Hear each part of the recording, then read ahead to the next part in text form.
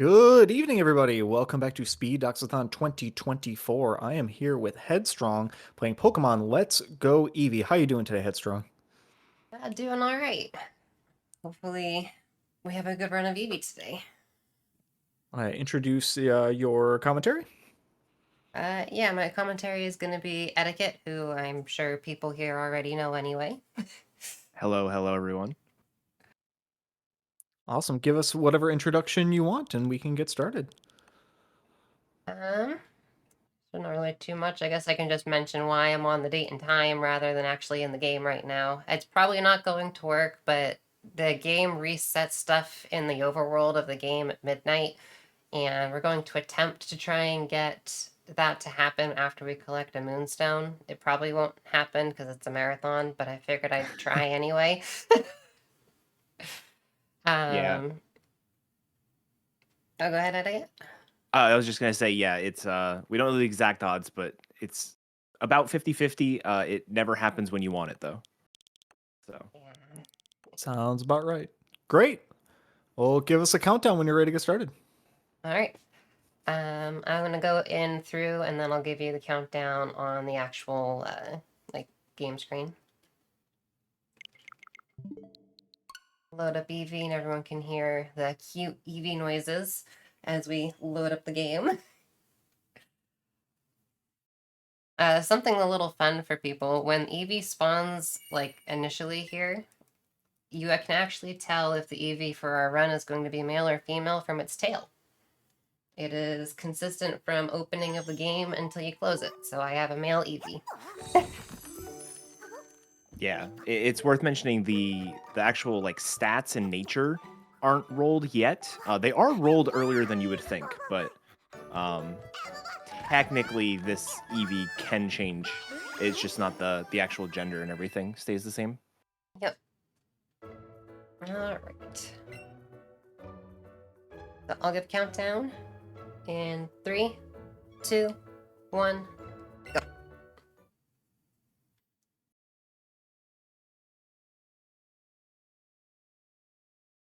All right, so this is Pokemon Let's Go Eevee. Let's Go Pikachu is also completely viable to run, but they are separate categories, and we'll talk about the differences probably throughout the run. Yeah, there's not too many differences, but they do pop up a little bit every now and then. Yeah. So his name is Shuli. Yes, Shooley. Drop my controller. Oh no, not good. Not used to using the keyboard. Yeah, little known fact, anything on the Switch that uses the Switch's keyboard, so if a game has an in-game keyboard, it doesn't count, but the Switch's keyboard can use like an actual USB one, so very helpful for marathons. Super weird doing keyboard with the Switch.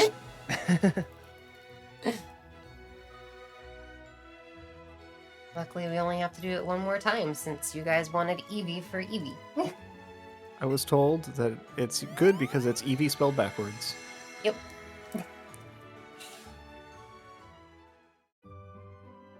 So coming up right here after we load in, we're just going to do a bunch of kind of typical Pokemon speedrun stuff to get settings all set up properly. Etiquette, if you want to explain them while I do the menu, you can. Sure. Yeah, so we want to make sure the text is moving as fast as possible. We're going to turn animations off. We're going to turn movie skipping on. That's really important just because there are a couple of cutscenes that you can actually skip. There's only like 5, but I mean, any time counts. And then the last one is the battle style being set rather than switch. So that's the option if you've played Pokemon before where in a battle you'll get asked, oh, so-and-so, Brock is going to send out an Onix. Do you want to change Pokemon? We don't ever want that, so just turning that option off so we don't get pestered every turn in a trainer battle. So, Don't we want to hear from the game constantly? yeah. Are it's you also sure? it's also interesting. This game, if you've never played Pokemon Let's Go, you have to play with a single Joy-Con. It's not something you can use a controller for. And so because of that, all of your menuing and stuff has to be done using the joystick rather than a D-pad. And it is surprisingly difficult if you're not used to it to do precise menuing with just the joystick. So that menu can be either really fast or really slow depending on how comfortable you are. So this is our first instance of what you're going to see many times with catching. Catching in this game, because we have to use the Joy-Cons, is with motion controls. So you can have a little fun sometimes with the motion controls. Yeah. Every runner has their own sort of method to make it consistent for them, but it can never be 100% consistent. Sometimes you do the exact same thing as last time, and it just goes off to Mercury. Yeah. Sometimes it'll just chuck it really far. Sometimes it won't throw it like oh, and it just like drops in front of you. Yep.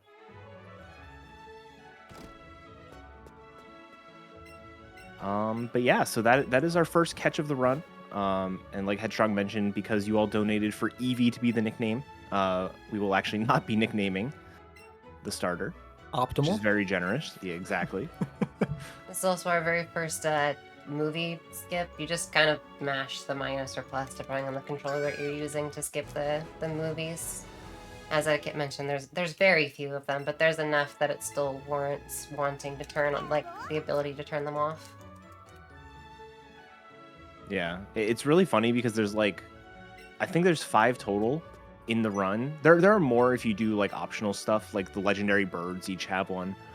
But there are 4 of them in the first half of the game, and then 1 right before the final battle. And so it's really easy to like, especially if you're on a PB pace run, like you just get in there, you're like, all right, I'm ready for the fight. I'm ready to get crit by champ, and just forget to skip the cutscene. I'm just chilling the cutscene, watching the champ. All right. So Headstrong has her Eevee now. This Eevee is guaranteed to have perfect stats. So the only difference from one Eevee to another is going to be the nature that you have. So natures in Pokemon will increase one stat and decrease another. It is possible for neutral natures where there is no difference. Minus attack and minus special attack are usually considered pretty bad. Minus speed is less than ideal as well. But there are strategies we can use to mitigate bad natures, which is why it's not really worth resetting here. There's a lot of things on Route 1. Also, sorry about my dog.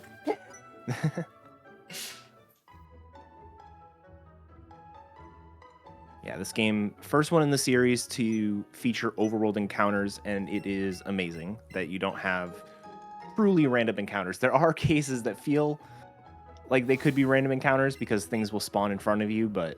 Or they'll be like off screen and walk right into you as you're trying to walk down. Oh, that's the worst.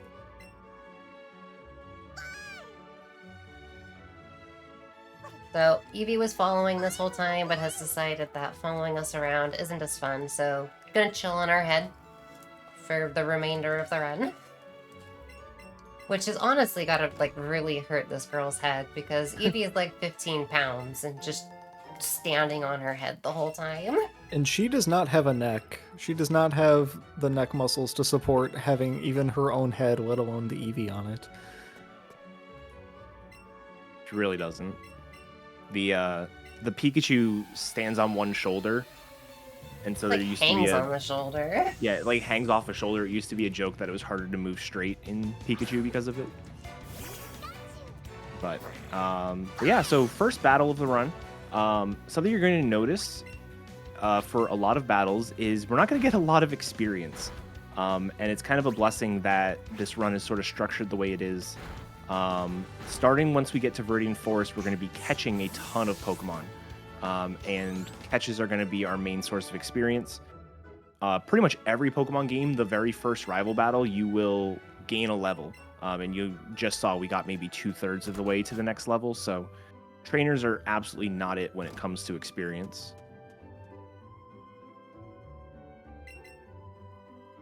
Yeah, we want to definitely try and avoid as many trainers as possible. Also, coming up right here is I'm going to do one free thing just to show off. This is what petting the Eevee is like if Eevee wants to be pet. Eevee, come on. There you go. That is petting Eevee. That is your guys' free Eevee pet. If you would like more Eevee pets, then you're going to have to donate $5 to charity. Yep. Every time we get a $5 donation, we will stop and pet Eevee. Eevee will be very happy.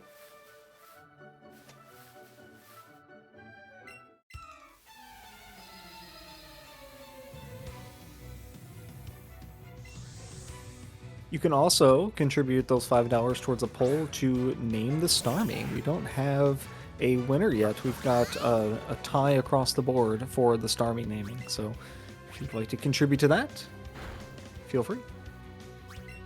Yeah, and the Starmie name, we're not gonna be closing that Starmie name for almost 2 hours. It'll be like around like the 145, 150 mark is when that would be open until. So Yep, we got some you've time. got time, but Yep. definitely don't want to let it linger. Also, I guess we've only kind of alluded with it, but with this game, in order for us to actually complete the game, you need to catch 50 Pokemon. So you're going to see a lot of catching. Yeah. A lot of catching and evolutions. Every gym in this game has a specific requirement in order to enter them. And one of them in particular, being Koga's gym, requires that we have 50 Pokemon. All the others have a bunch of, like, random things, but Koga has a very specific needs Pokemon. Yep. The other one that is pretty relevant in terms of, like, having to catch something immediately is Brock's gym is going to require a water or grass type Pokemon. Fun fact, there are no water type Pokemon before Brock, so you have to catch a grass type, and the only two that are available are Bellsprout, which is most likely what we're going to end up with, or Bulbasaur, which is pretty rare, but is a nice bonus if we do find it. I think I have a neutral Eevee. It looks neutral to me, yeah. Something else too with on level ups. This game has something very special, which is I mean that has multiple names, but we call them AVs. The game calls them a Go Power or something. Go Power, yeah. Yeah. So you gain +1 in a stat every time you level up. It can be influenced by another thing that's in this game called characteristics. It's also influenced by your nature. Both can kind of influence what it's going to go into, but it doesn't always have to. It kind of still does its own thing. Real quick, we do have a $5 donation from Iris. It says Pokemon, woo! And contributed towards naming Starmie the weekend. Iris, you didn't tick the box for pet the Eevee. Do you want us to pet the Eevee?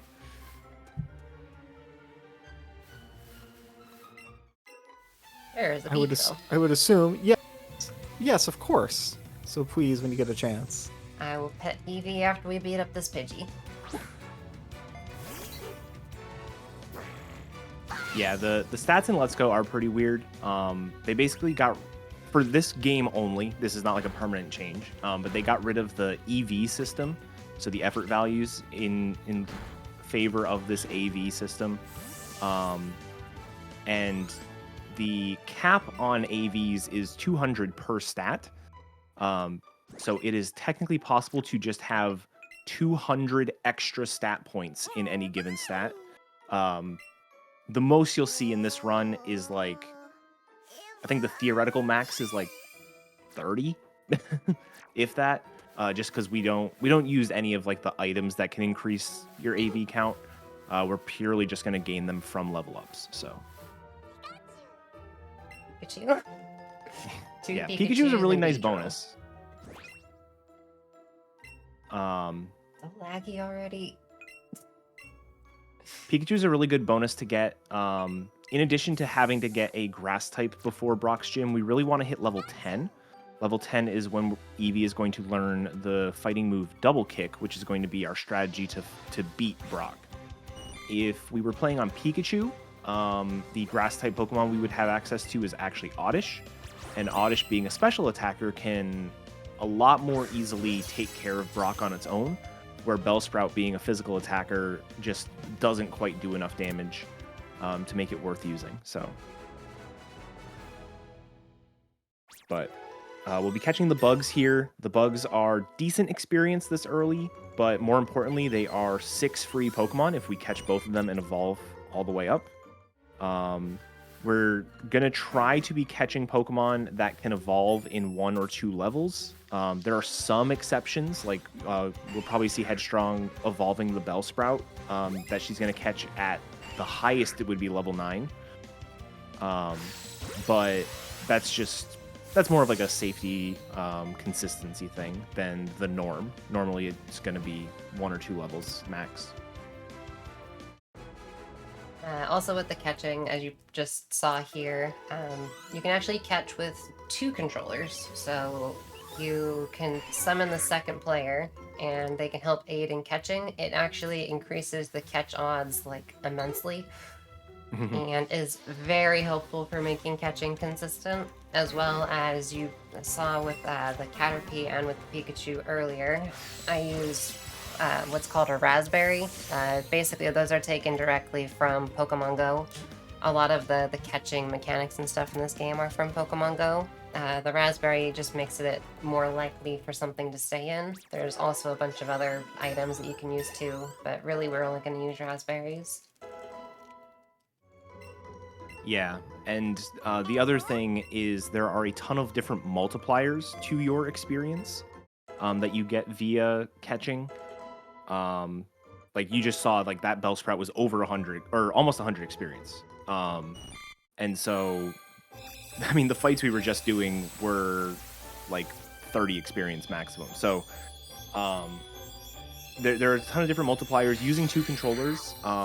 Just by using motion controls, you get a 10% multiplier because it is possible to play the game handheld and not use any motion controls. So you do get 10% just for using motion controls. If you use both controllers and get a synchronized throw, you actually get a 2 times multiplier. So it'd be a 100% bonus. There's also bonuses for being the first time you caught a Pokemon, for it being the first throw you did. So anytime there's a breakout, it's really unfortunate because you lose like half the experience that you would get. Or I guess it'd be a quarter, but either way, it's, you know, pretty important. And then the final multiplier is you're going to see some of the Pokemon in the overworld are going to be red or blue swirls. That basically just indicates if it is quote unquote big or small. And that doesn't really have any impact in battle, but it does give another 50% multiplier on top of it, like this Pidgey up here. There is a small chance that instead of it being a 50% or a 1.5 times multiplier, it is a 4 times multiplier. There's no overworld indication that it's going to be one of those super big Pokemon. But when that happens, if it happens at the right time, it's really good. If it happens at the wrong time, it can actually be pretty bad. You can waste a lot of time. So, yeah, a good quick example, is just because it's an XP amount that I know off the top of my head, is when if you catch a Graveler that is with the glowing, it's 1,802 experience, whereas if it's got the extra boost, then it's 4,805 XP. Real quick before we get into another fight, we do have another donation. We have $5 from Zed that says Eevee pets. So if we could get an Eevee pet, that would be delightful. Thank you very much. We do another pet after we talk to our rival. Sorry, Booch. Alright, Eevee, if you want your head pet this time for once, or is it still your tail? Okay, head pets.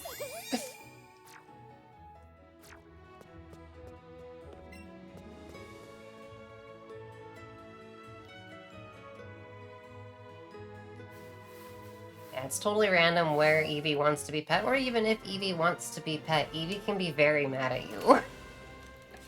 And not want pets.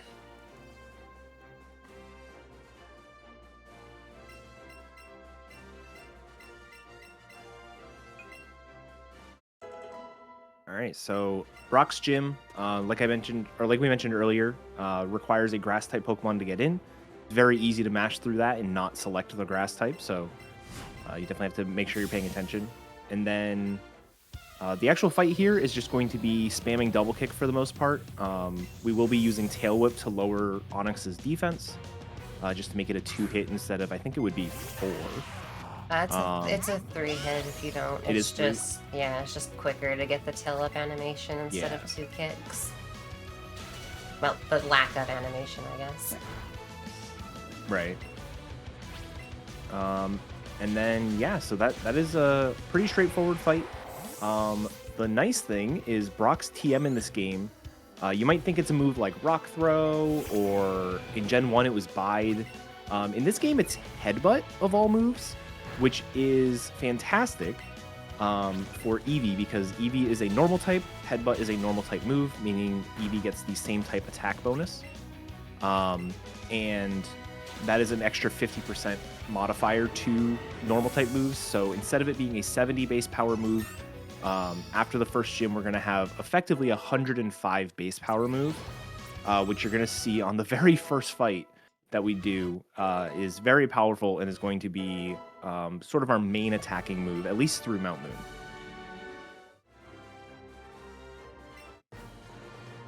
It's our first gym done. Got the boulder badge. High-fiving Eevee.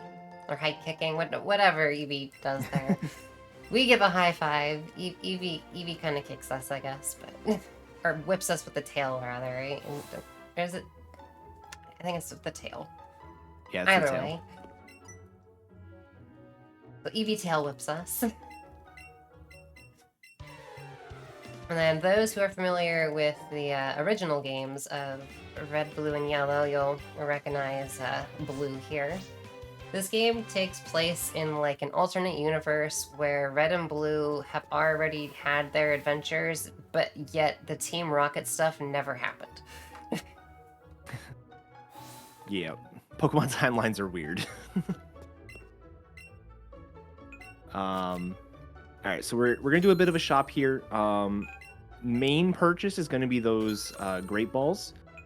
The effectiveness of Pokeballs really drops off pretty quickly at this stage of the game, so switching over to Great Balls is an absolute must.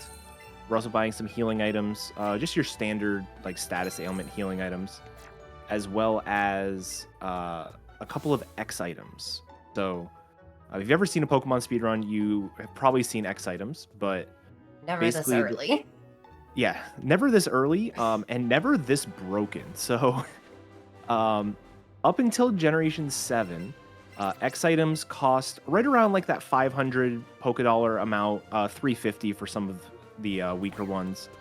And when used in battle, they'll increase your stat by 1 stage. So every stage you can think of it as a plus 50% modifier. So your first one, you'd be doing 150% damage, then 200%, 250, and so on. In Gen 7, they changed it. So they increased the price dramatically and made offensive X items are 1,000 and defensive ones are 2,000 Pokedollars. But instead of increasing by 1 stage, they increased by 2. So just by using 1 X attack, for example, you'll double your attack.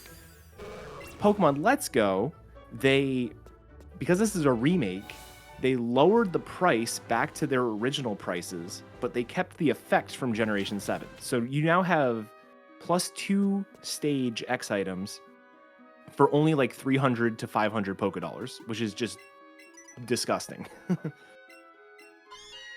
They are very useful the entirety of their run. Yeah, some of we kind of, this game is by no means solved, but battle wise this game is incredibly consistent, in large part due to the X items being 2 stages instead of 1.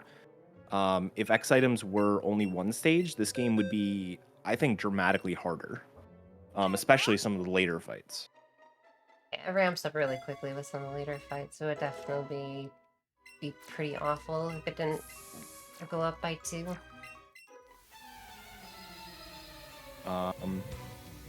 So 2 other things to mention here just before we get into the Mount Moon catching. Before entering Mount Moon, Headstrong dipped into the Pokemon Center to grab Magikarp.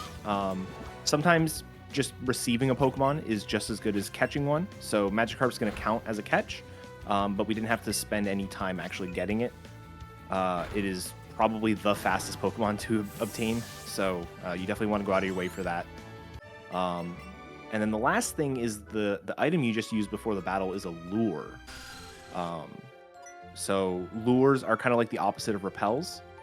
When you use one, more Pokemon are going to show up, but more importantly, the Pokemon are always going to be at the maximum level of the area +1. So Pokemon here in Mount Moon only spawn up to level 10, but now with the lure, they will spawn at level 11 and be forced at a level 11. So it's great for experience.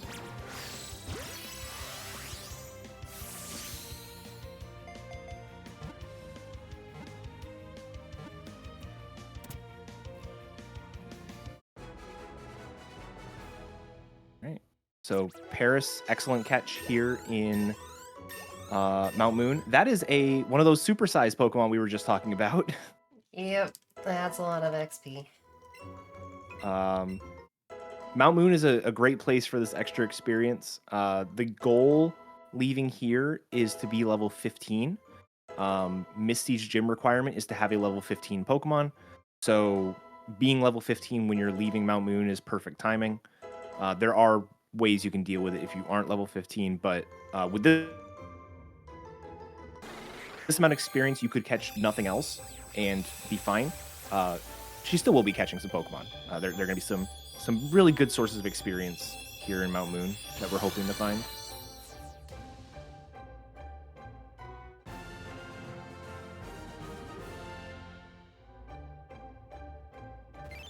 Also a very long,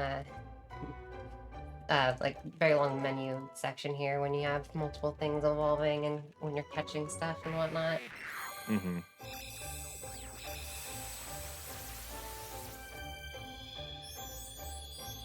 Because each evolution is about, what, 30 seconds, right? Roughly?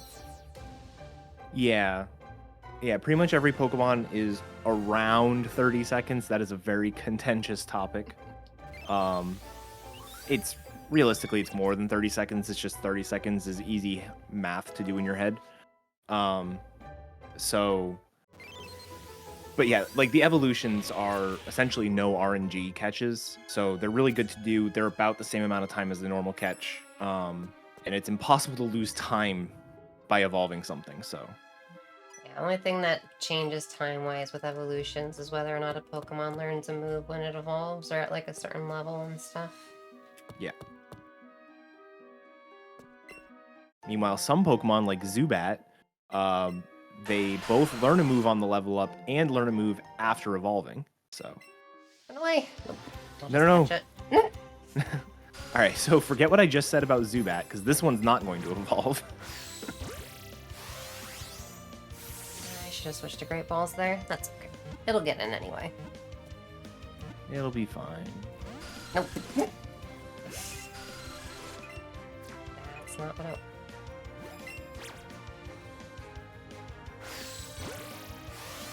Zubat is one of the more annoying catches in the game because it moves around so much.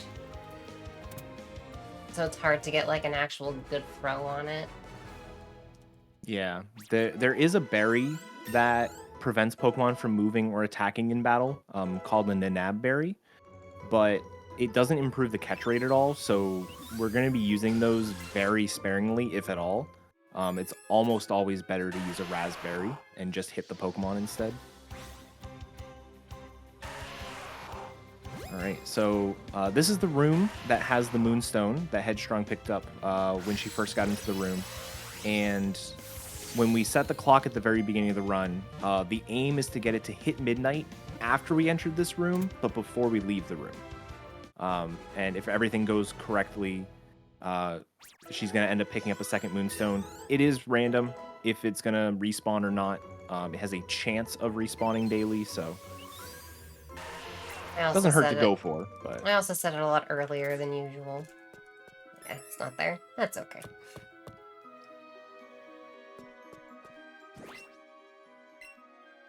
And yeah, so this catching section has gone okay so far. Having the Zubat is a little bit different than normal, but I mean, it's totally fine.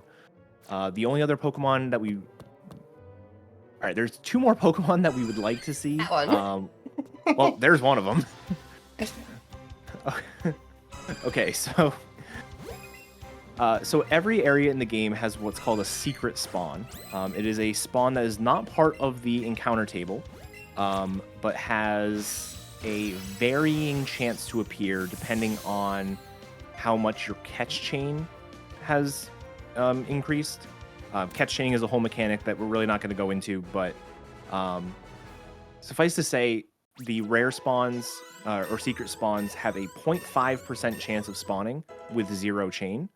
So finding a Chansey is really good. As you can see, that was non-glowing and that was 1500 experience. So you are basically set for the Eevee section if you find a Chansey.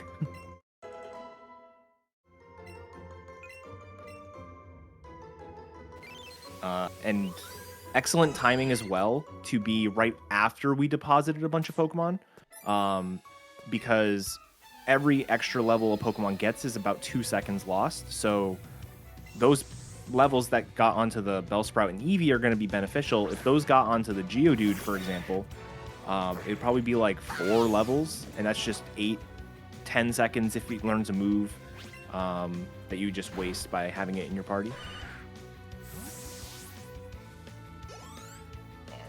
That'll make the first like third to half of the game go much more smoothly. Yeah. I don't. That kind of looks like Clefairy, but I didn't want to go back because of the smell.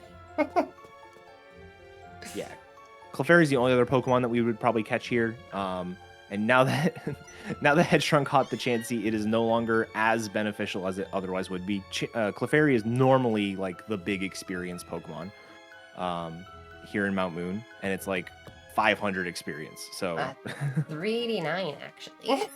Oh, I was thinking it's like 554 when it's glowing. Yeah, But something yeah. like that. After this fight, we got another $5 donation from CJ that says, "Pet that dog." Head after the Clefairy.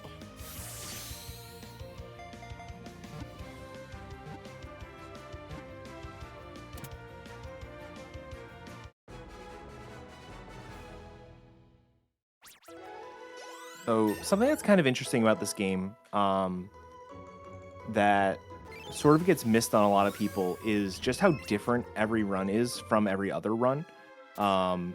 Especially in Pokemon, like early gen Pokemon, you've got RNG manipulation to give you the same Pokemon every time or similar. And while fights can go differently from run to run, like the general strategies are going to be the same.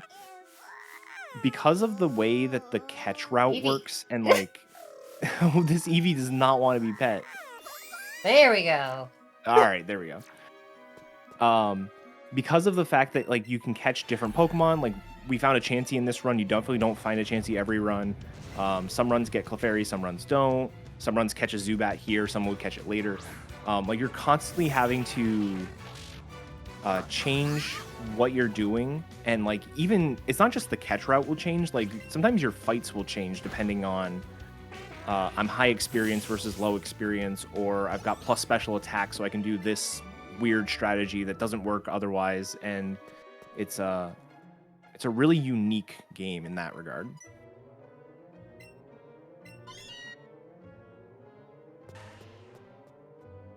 You better start liking pets soon.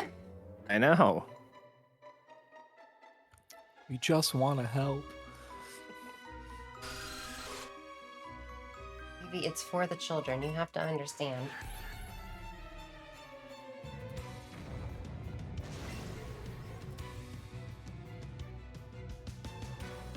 So, since we got the Chansey and also everything else we wanted in here anyway, these last few fights are going to be super simple. If you have a very low level Eevee through here, sometimes things won't die properly, or you have to do a little bit extra. But because we're already level 18, it's not going to be an issue. Yes, sometimes you're struggling to hit level 15, and these fights can be rough. But yeah, being level 18 is really, really good. Yeah, like this Voltorb can paralyze you, the Magnemite after it can confuse you. But if you can just take them out in one shot, then it doesn't really matter. Yep. Barry was only level 5.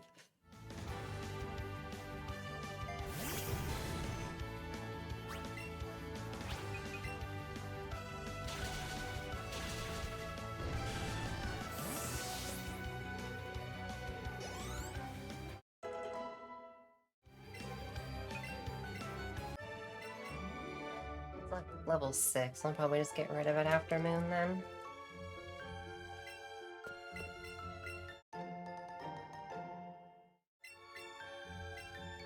Party management in this game is very important for the XP reasons from before, like with the Chanseys, just to make sure Pokemon don't get too many extra levels. Because leveling up in this game is very slow, and it has to do it individually. So you have to wait out every single level up. Yeah, and that's another source of frustration is like the amount of time a level up takes also differs if like the Pokemon is being used in battle versus it just being in battle versus a catch. And so if you just get like a poorly timed, like if this Bellsprout was about to level up here, because this is a double battle, we have to use both Pokemon. That would just be an extra few seconds lost that you didn't really have any control over. So it can be a little frustrating, but You get used to it over time. exactly. There's only so much you can like do about some of the stuff in the game. Most of it you just kind of deal with and move on.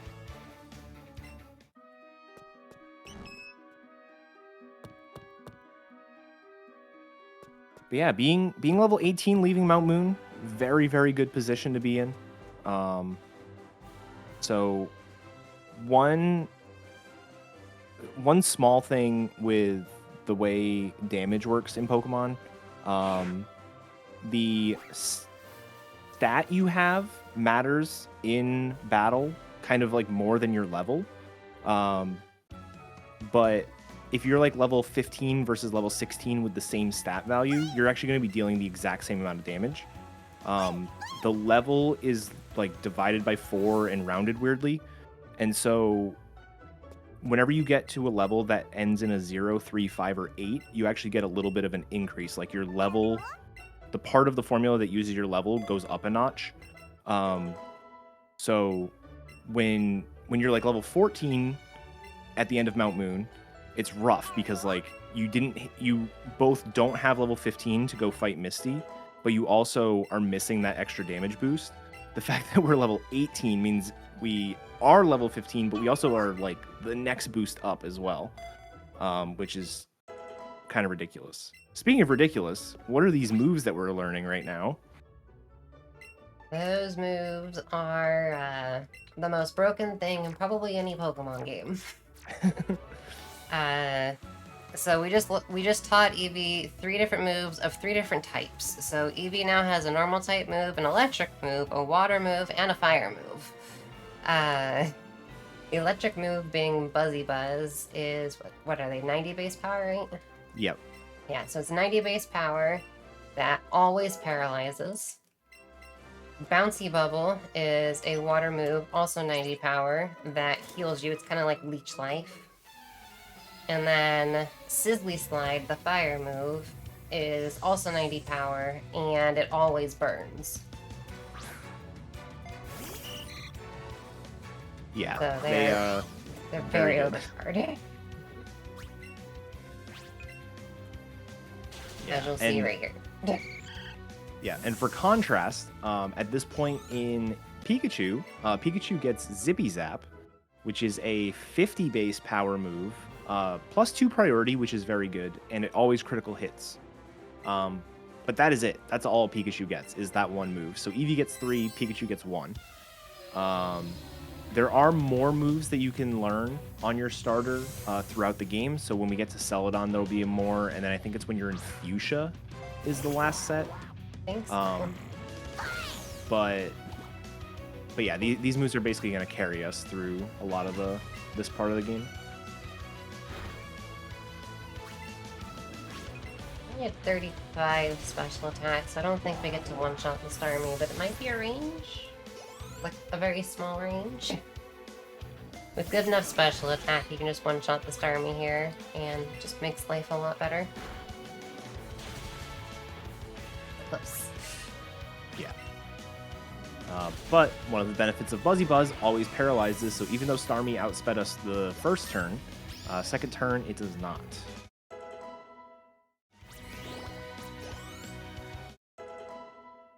Also, keeping in turn with the overpowered moves that you get very early on. Misty here is going to give us a move we're not going to use until we get our Starmie, but she gives us Scald, which is a very strong water move that can also burn. It is kind of ridiculous that the game gives it to you this early. Yeah.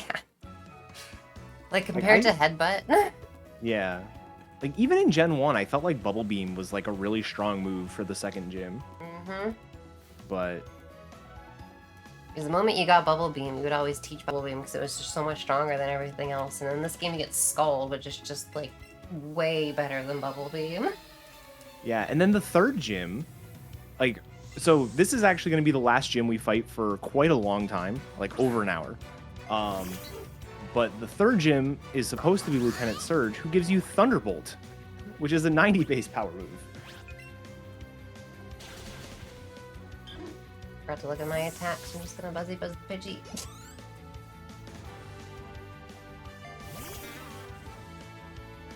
But yeah, this is Nugget Bridge. Nugget Bridge is not all that exciting, even if we weren't super over leveled. Everything is a one shot, so it is even more of a pushover than normal. It's definitely the most uninteresting part of this run. Yeah. Every runner kind of has their own way of just like getting through this section. Because every single trainer here, except for the very last, only has one Pokemon. So you have the time it takes to talk to the trainer, enter the battle, one-shot the Pokemon, and then them complain about losing, and then fade back out, and then go to the next trainer. Yep. 5 times.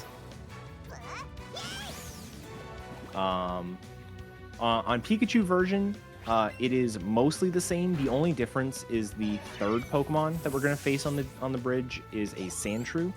And Pikachu really struggles against any ground types or rock types.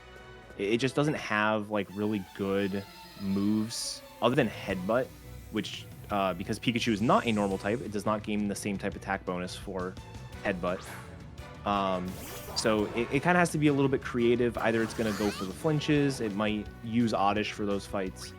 But that's really the only excitement here on the bridge. Eevee, quite literally the first 3 Pokemon on the bridge are weak to the 3 busted moves we got.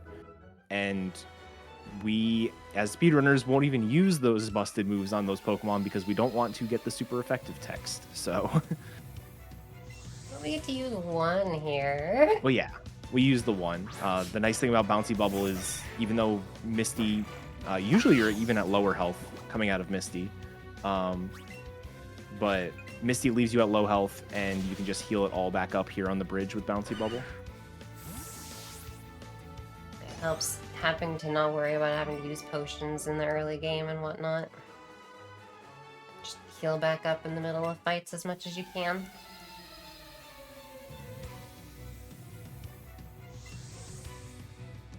This is the only fight on the bridge, especially when you're this level, that can cause any kind of issue. This Meowth knows Fake Out. And can just decide to eat a turn for no reason. Like that. It usually uses it, but sometimes it doesn't. Just kind of hope for the best with the Meowth. That's literally the only thing that can change on this bridge. Specifically if we have an Eevee this good. Yeah. The only other thing that can happen is the final trainer, not this one, but the one that is definitely not Team Rocket, has a coughing, and that coughing, depending on your special attack, can either be a 1-shot or a 2-shot. But it's a better 1-shot on Eevee version than it is on Pika. Pika really needs good attack in order for it to go down, but because Eevee has really good special moves, it's a lot easier to take out, and definitely at this level. Yeah, level It should 19 definitely should go just down. die. Yeah.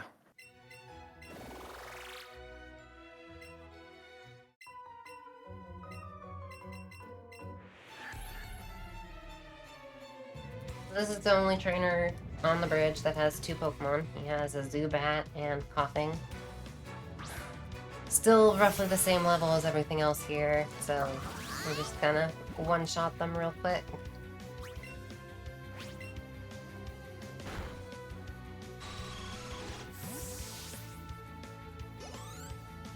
I probably could have headbutt the Coughing. I might still be able to too, but I'm not gonna do it.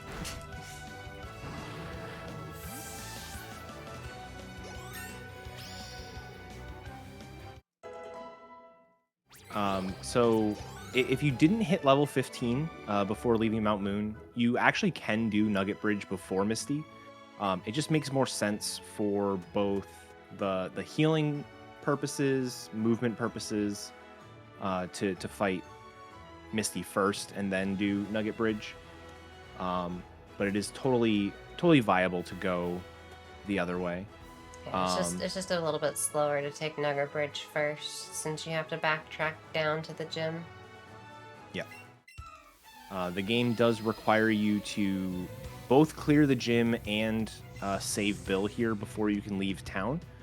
In Generation 1, and I assume Fire Red Leaf Green, you only have to save Bill. You actually could leave without fighting Misty. You wouldn't be able to progress very far because in those games you have to have the second badge in order to use Cut. But you could leave and fight Misty later if you really wanted to.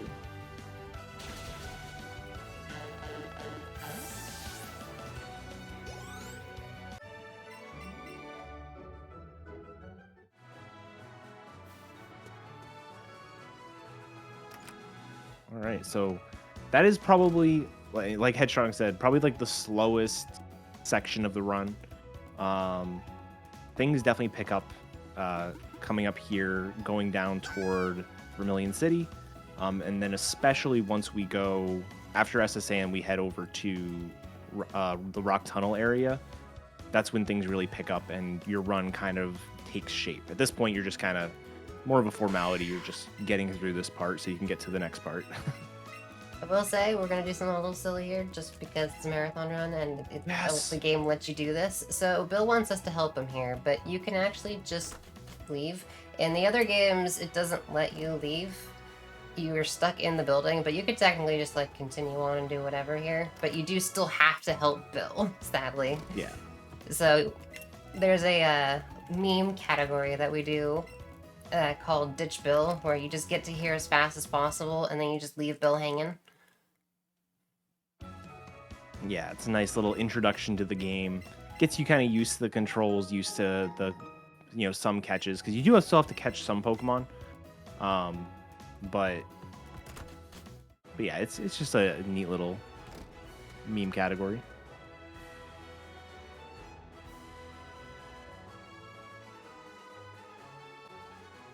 Now we get to do this fun walk all the way back.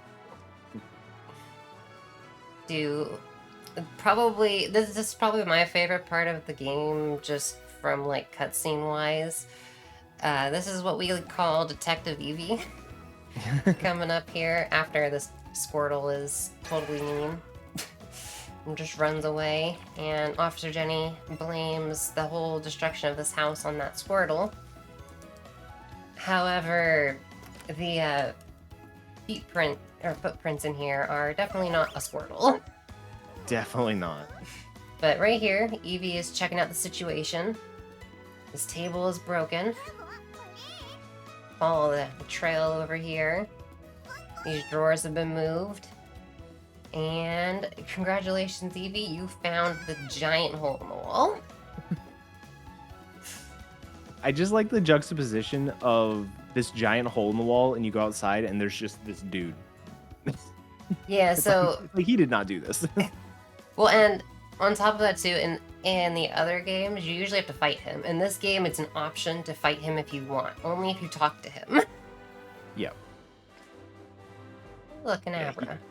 He does give you the dig TM, which is a pretty good reward. It's just unfortunately a bit too slow for the speedrun. If we were forced to fight him, Pikachu stocks probably go up pretty well. Yeah, that would definitely work Dig for was Pika. pretty fast, but unfortunately it takes too long to get.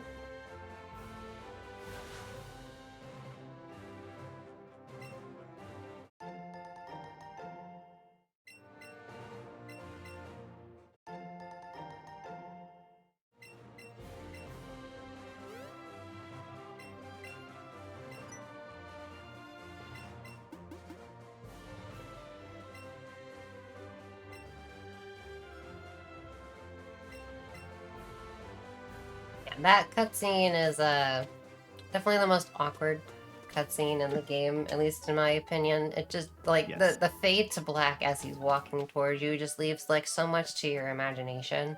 It's just, like... It just looks weird. Yep. So we're gonna pick up a nugget there in the underground. There are 2 other money items, but they are random what they are. They could be nuggets, but they could be as bad as pretty wings. So for this category, it's just not worth picking them up. If this was Scarlet Violet, where item pickups were instant and you didn't have to stop, maybe we'd pick them up, but just not worth it here. Yeah, item pickups are really slow, so you only want to pick up, like, specific ones.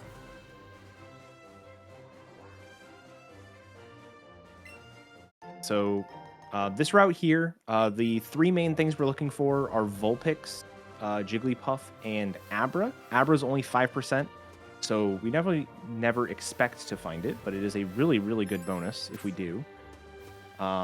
Here's Vulpix, so we're going to get the glowing one, just because of a little bit more experience. There are kind of like 3 different kinds of catches in the run. There are catches that you do for experience, so those are going to be like your Chansey, your Clefairy. Later on in Rock Tunnel, it's going to be Graveler. There are catches that you do just to fill out the decks, and that's kind of what these are here with Vulpix and Jigglypuff. Like, the experience is good, but you don't really need it. And then the third form are going to be catches that are essentially like there to make the run faster. And we haven't really had one of those yet, but we'll talk about those when we get there. Meanwhile, Headstrong doing a very nice trainer skip there. Those trainers, there is a little bit of space between their visions that you can squeeze through. Headstrong made it look quite a bit easier than it actually is. It is a fairly tight window, so that is very good. And then we're going to do some more shopping. Selling all of our Pokeballs, we don't need them anymore. In fact, using double Great Balls is better than using a Great Ball in a Pokeball. So we're going to make sure we're doing that for the rest of the run. And then a bunch of X items, Super Potions, because healing is going to start becoming a lot more important. Buying some lures, repels, and escape ropes. And then I think the final thing is a guard spec. So just a lot of shopping to set ourselves up for the rest of the run. Or not the rest of the run, but at least for like the next hour and a half. Yeah, that shop will get us through a good portion of the run. We don't have to shop anymore for a very long time. I actually meant to buy 15 special attacks there, but I guess it doesn't matter that much. I just like to have 15.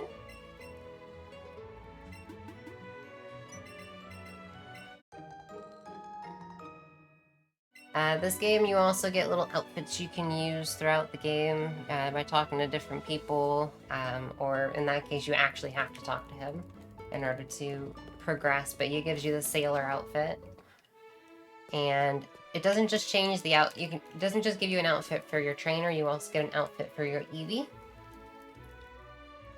So it's just like a fun little dress-up kind of thing you can do. We love our character customization.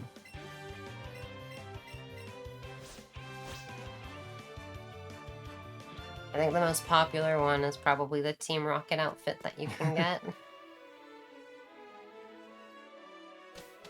It's so funny because I did, so for my SGDQ run in 2019, I did a bit where I was like, oh, I'm going to talk to this lady, get the Team Rocket outfit, and then I can just walk through the Rocket hideout without having to fight anyone.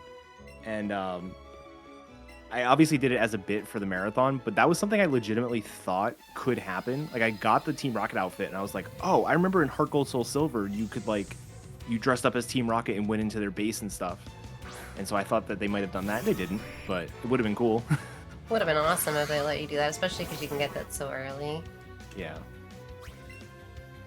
All right, so in addition to doing 2 controller catches, you can actually do 2 controller battles, which might seem overpowered, and they absolutely are, but we don't do it for every battle because it is kind of slow. Every one turn of a 2 controller battle is about the same as 2 turns of a 1 controller battle, but there's extra overhead of having the second trainer like show up and disappear. So generally speaking, unless you actually save like multiple turns, we're not going to be doing it. The only exceptions to that are there are some cases where it is just a lot safer to use 2 controllers. And so those fights we would absolutely do 2 controllers as well. But yeah, so this is something Pikachu version actually uses this a lot more than Eevee does. Pikachu doesn't have the overpowered moves like Eevee does, and really could use the help from a partner. Eevee both has the overpowered moves, but also like isn't as equipped to get helped, which doesn't really make sense when you say it out loud. But like a good example is there's a fight later on where the Pikachu strat is Pikachu one-shots a Pokemon while the partner Pokemon sets itself up to KO the second Pokemon. And that same strategy doesn't work in Eevee because Eevee can't take out the one Pokemon by itself. It actually would need an X item to do it. So it just doesn't quite work, the synergy there. But it's an absolute miracle that like these 2 routes are, I think the 2 records are within a minute of each other. Less than a minute right now. It's yeah, 2:58:40 something and 2:59:19. yeah, something like that.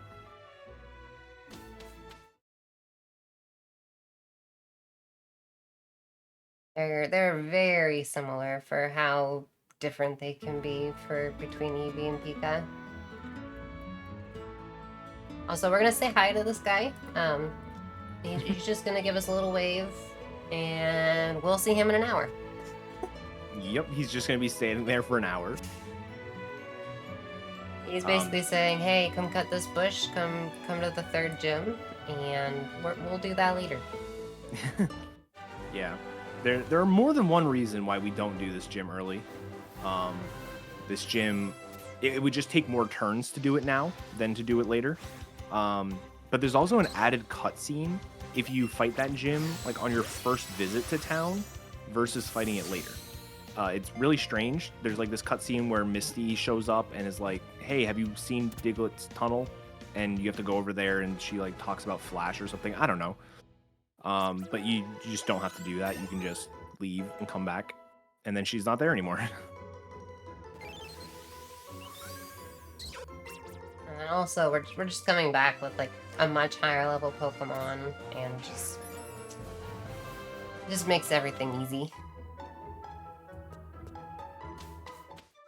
Yeah, one of the main reasons why like Generation 1 or Generation 3, the remakes, they'll fight Surge early is because the HMs are gated behind having certain badges. So like, you can't use Cut without Misty's gym badge. You can't use Fly without Surge's gym badge. And so you want to fight it early so that way you have access to those HMs. This game has those HMs. They're called secret techniques. We actually just got the first one called Chop Down. 5 guesses for which HM that replaces. It's totally choppy chop. It's Choppy Chop, exactly. But Choppy Chop doesn't require Missy's gym badge anymore. So none of the secret techniques require badges, so you can actually just delay them as much as possible. And you're only locked now behind like story progression. So like you couldn't do this without getting like saving the captain on the SSN. You can't leave the middle part of Kanto until you have the Poke Flute.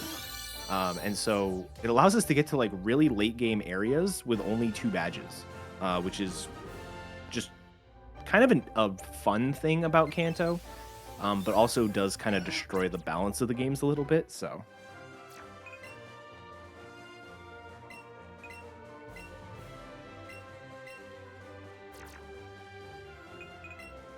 All right, so just depositing those Pokemon because they are either not going to evolve or already evolved. There's no reason for them to be around.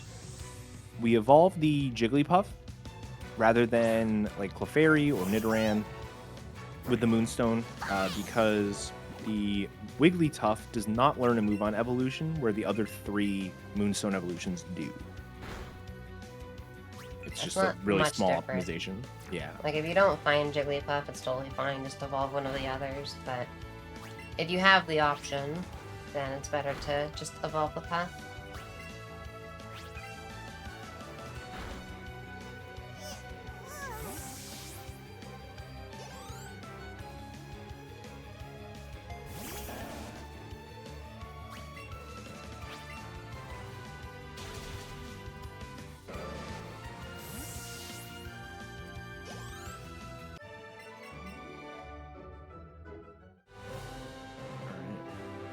So 2 battles here on Route 9.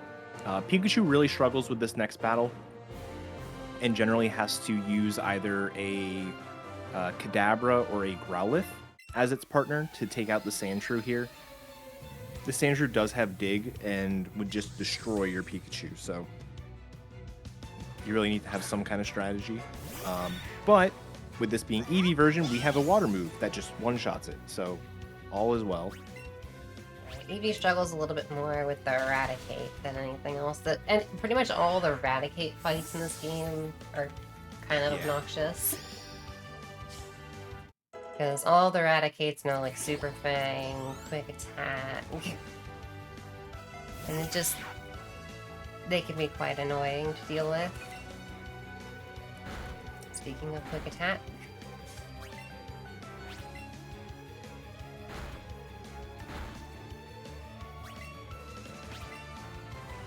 So after this fight is going to be the start of a very long catching section. Throughout this next route here, Route 10, as well as the entirety of Rock Tunnel, we're going to be trying to catch as many Pokemon as possible. This is really where like the run takes shape, and your catch route is going to be sort of solidified. Up to this point, it doesn't really matter what your catch route looks like because you haven't, like, there's just so many more options. But really after this section is when it's like, okay, I need to hit 50 Pokemon somehow. How am I going to do it? And so having a bad Route 10 versus a good Route 10 can just completely change your run. Even same just thing how for fast Rock Tunnel. things spawn. Yeah. Because only 4 things can spawn at a time on Route 10, and you want 4 things.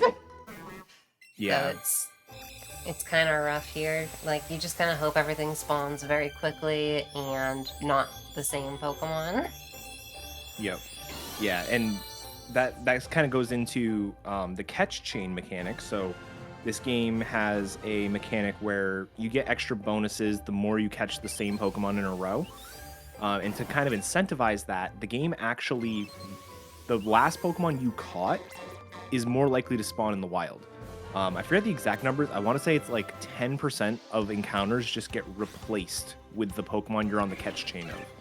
So once Headstrong catches this Spearow is like 10% more likely to appear. which is really annoying when only 4 Pokemon can spawn, and we want like 5 different Pokemon on this route.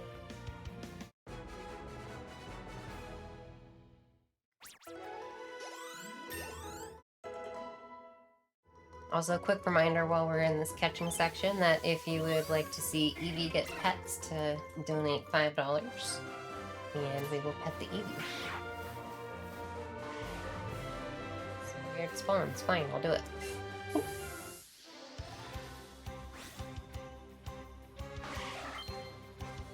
Alright, so this is not one of the Pokemon that you plan on catching. You do plan on obtaining it just through evolution. But unfortunately, Headstrong got pretty unlucky with those spawns, so... Chill. Oh my god. Terrible in an arena.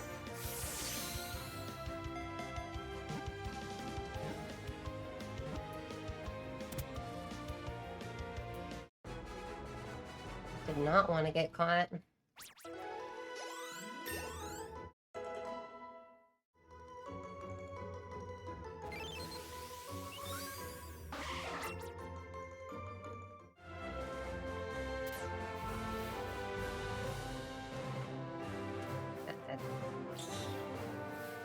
Just in case they're Eradicate and leave, I guess.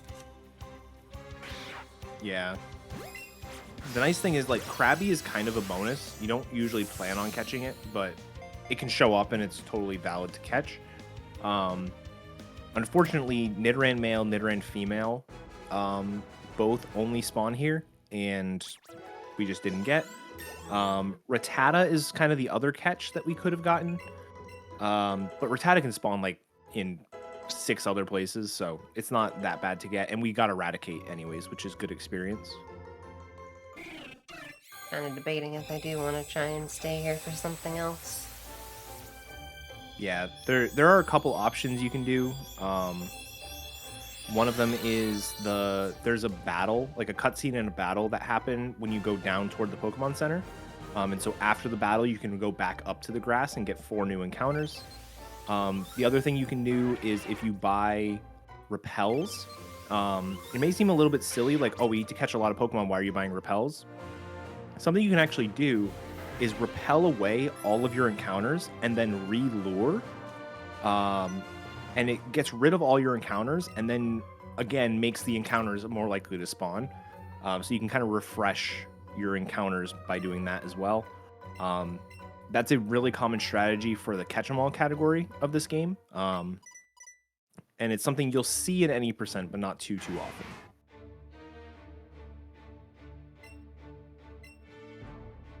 Yeah, I think I'm gonna go up after the fight. I only have 53 planned with my weird planning that I do. So I'd rather have a few more if I can.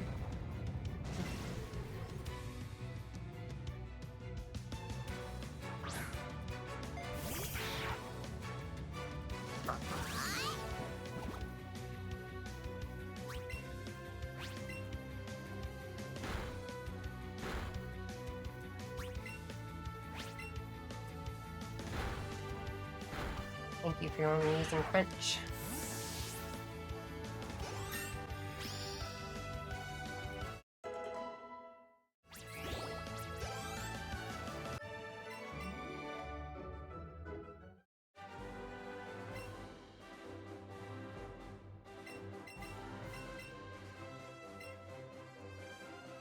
Then they all run off because they realize that Lorelei is part of the Elite Four.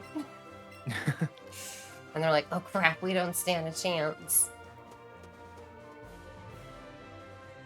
Come on, game.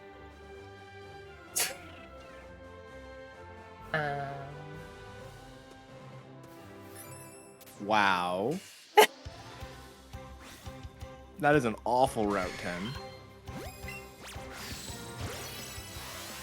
Okay.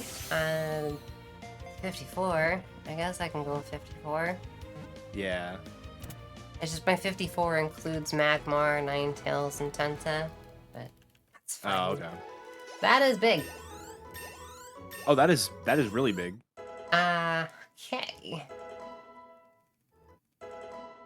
I am 28 before entering tunnel.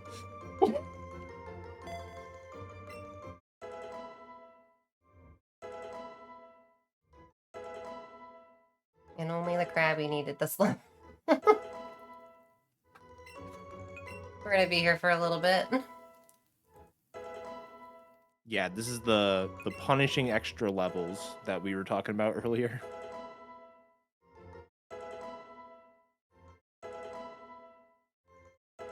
Happens when you're only catching the second evolution of everything.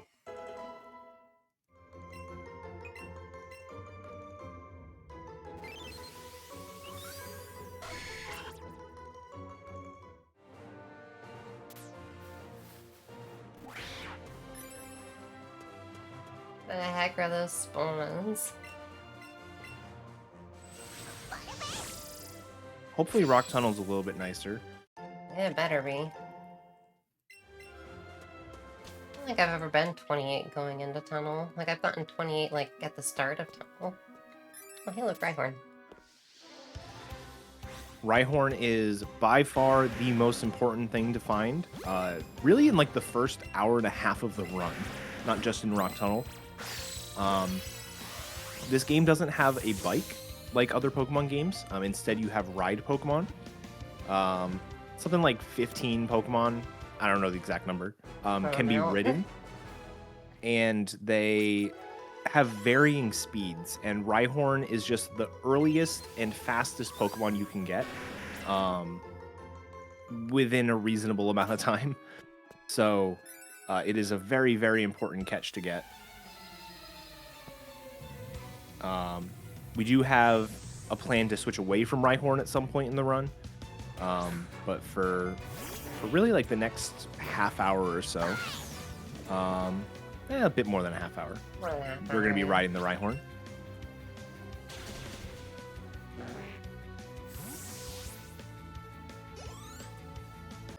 Had a whole party management thing from earlier is why I haven't actually gotten Rhyhorn yet, because the Krabby's about to evolve, and I'd rather just dump everything when I get the Rhyhorn. Yeah, trying to plan out exactly when to menu can be tricky sometimes, but this seems like the right decision. Depends on the Machop, yes. I think things are close to leveling, but... yeah.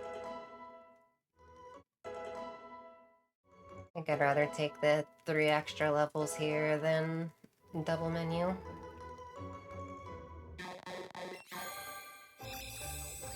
Such an early Krabby evolution. I know, that's absurd.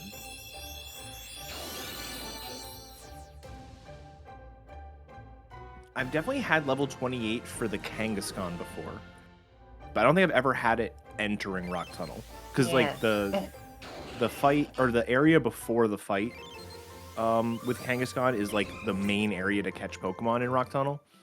So it's really easy to like just stock up an experience there, but getting it already is absurd.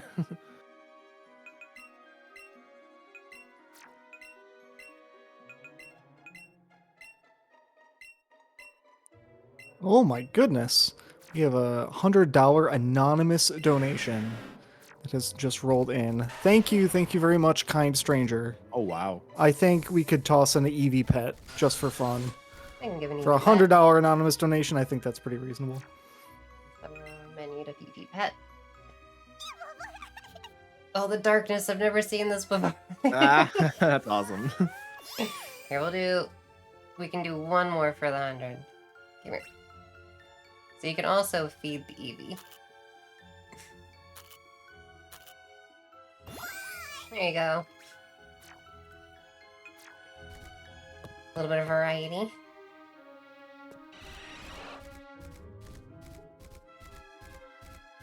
Or...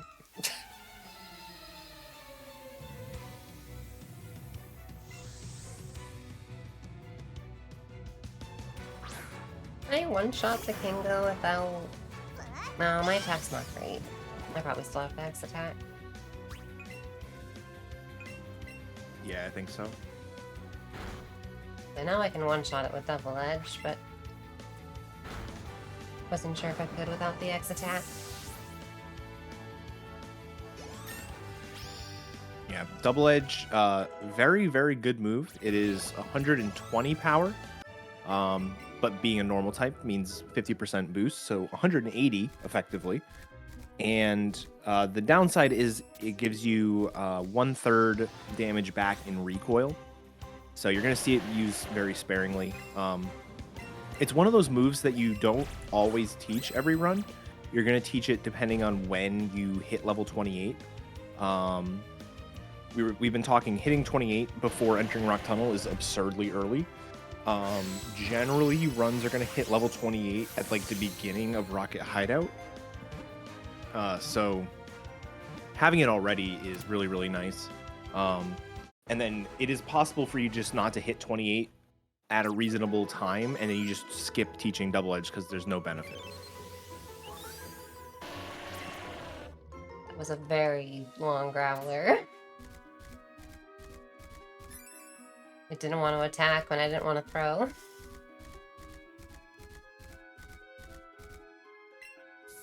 Kind of a stalemate there.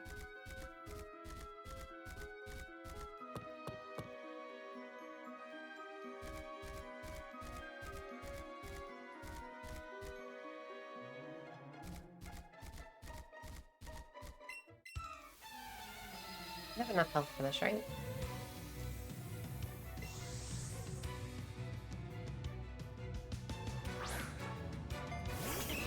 Double edge, it's 22, and I should go first, so we should be fine.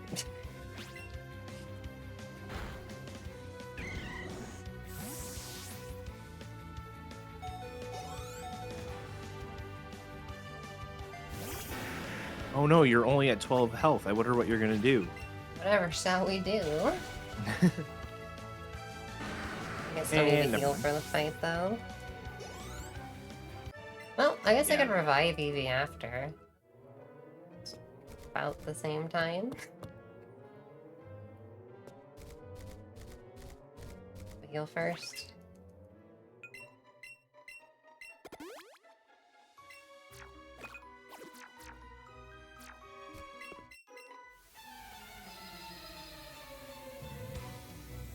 This fight, when you have double edge, is very, it hurts. Yeah, the upside to double edge is you can skip a bunch of X items and you can get through fights a lot faster. The downside is you're constantly battling the amount of health you have. When you're doing 2 Pokemon in a battle, where you're just doing back-to-back double edge, it's just kind of painful. Well, especially if that happens, I'm dead anyway. I thought I was going to outspeed at 29. I thought you were too. That's fine.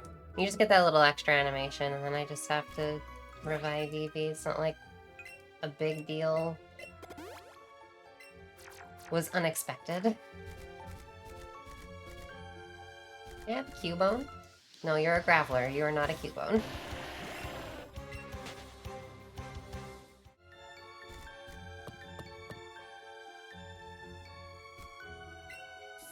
Last one, I guess.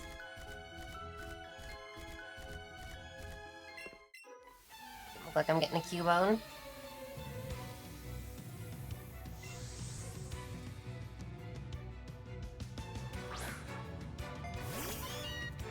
We have a very small chance after this fight to get Cubone. And technically a little bit beyond that, but unlikely. Yeah. Cubone can spawn in Tunnel as well as in Pokemon Tower. Name of it? Yeah, Pokemon Tower. But it's very unlikely that very few things ever spawn in Pokemon Tower.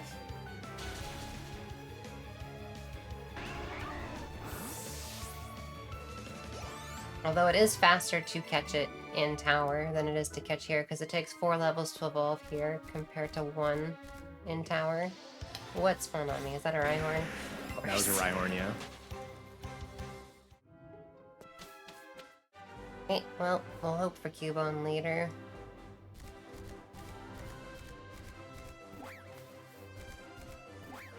Now we get to ride our Rhyhorn a little bit more. Yeah, one change that this game made, as opposed to Generation 1, is you actually have to go fight your rival and trigger a cutscene on the second floor of the Pokemon Tower before you can do the Rocket Hideout section. So we, unfortunately, it's going to seem like a little bit of like double dipping. Like, why are we going in here just to fight, just to leave? But it is a requirement of this game. Luckily, It makes a lot more sense lore-wise, but it is a difference. Yeah. And luckily this fight's not too bad at this point anyway. Even with like a lower level Eevee, it's usually not bad. It can be. It's usually not. But at level 29, soon to be level 30, this fight won't be a problem. Definitely not. Funny enough, this is actually lower level at this point than the run I did yesterday. Oh man. The run I did yesterday was 33 here. That's so high. For context, like a typical run leaves the Eevee section at like level 30. It's one of those things where you actually don't want to hit 31 because at 31 you the Eevee learns a move, and so it's just a little bit faster to skip that level up. So having level 30 already, or even being level 33, is really, really high. It's ridiculous and very not necessary. Yeah. 30 here is totally fine, but 33 was just ridiculous.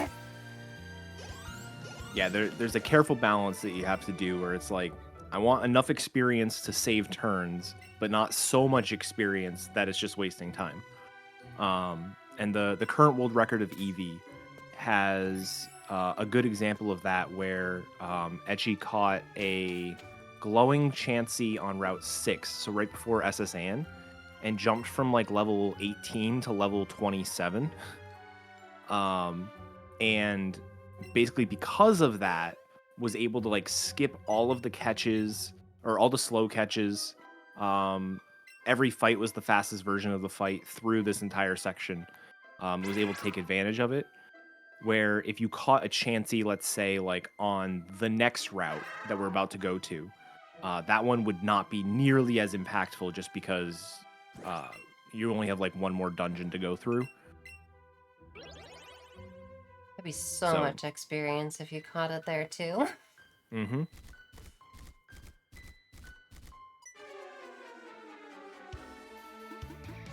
The farther into the run you get, the more XP Chansey gets, and the harder it becomes to catch, and it just kind of, you don't want to catch it beyond a certain point. Usually I won't catch any beyond Route 10. Yeah. Unless I'm very desperate for a catch, then I'll try and catch it, but otherwise, beyond Route 10, even on Route 10, it's really not that worth it. Like, the XP at that point is worth it, but the catch rate is just not good.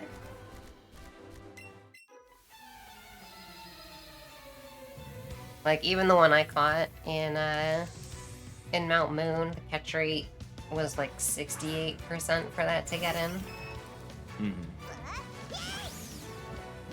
And that is using every tool at our disposal to make it better. Like using double great balls, using a raspberry, it's only like 68%. So.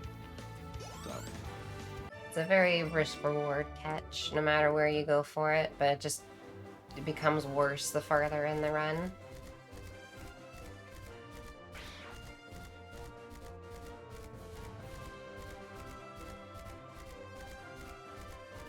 So coming up, there's a very small route.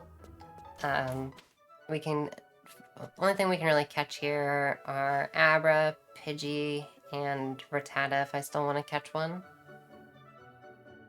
This is kind of like the backup route for if things have been missed prior. A lot of them can show up here, like Jigglypuff, Vulpix, Abra, and then yeah, Pidgey and Rattata can all be here.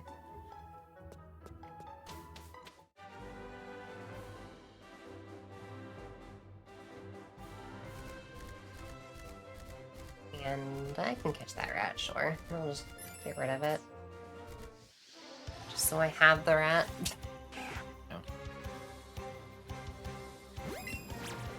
Yeah, this is the last catch we're going to be doing for quite a bit. We have to go all the way through Rocket Hideout. So it's good to just get a catch now. Next time you menu, you deposit it. You don't have to worry about it ever again. So this one in particular, I do very much want to deposit. Sometimes when you catch a Pokemon here, you can just keep it with you. But because I already caught Eradicate, I don't want to evolve the Rattata. That would just be a waste. all right, and then Headstrong is going to take a little bit of a detour into the Pokemon Center here to talk to two separate NPCs. Let's see which one. Which one do you normally do first? I always teach first. Yeah, so the tamer here is going to be the move tutor, just like in Cerulean City. This time the two moves are Glitzy Glow and Batty Bad. We're only going to teach Glitzy Glow. Glitzy Glow is also 90 base power psychic move that sets up a light screen, which is very nice. Sucks And that we then- can't teach Batty Bad, because Batty Bad's a great name. Yeah, Batty Bad is effectively the same move, except it's dark type and sets up a reflect instead. It just, unfortunately, just isn't worth it in this category. We're facing a lot of poison types, so the psychic move is very useful. Ooh, double edge. I I only have 63 attack. But you're level 30. I don't think it one shots. Yeah, level 30 guaranteed at 70. Oh wow, okay. I thought it would be better. And then the second NPC there, so Pokemon Let's Go doesn't have any abilities. So things like coughing don't have levitate. Nothing has intimidate, anything like that. And also nothing has synchronize. And what synchronize can do for you is make Pokemon in the wild be the same nature as your lead Pokemon.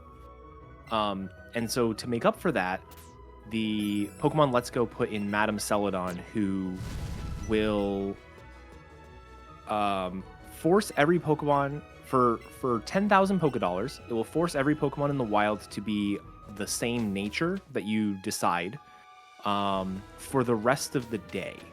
And so because we set our clock at the very beginning of the run, we don't have to worry about the day rolling over. And now every Pokemon that we see in the wild is going to be a modest nature, which is plus special attack, minus attack.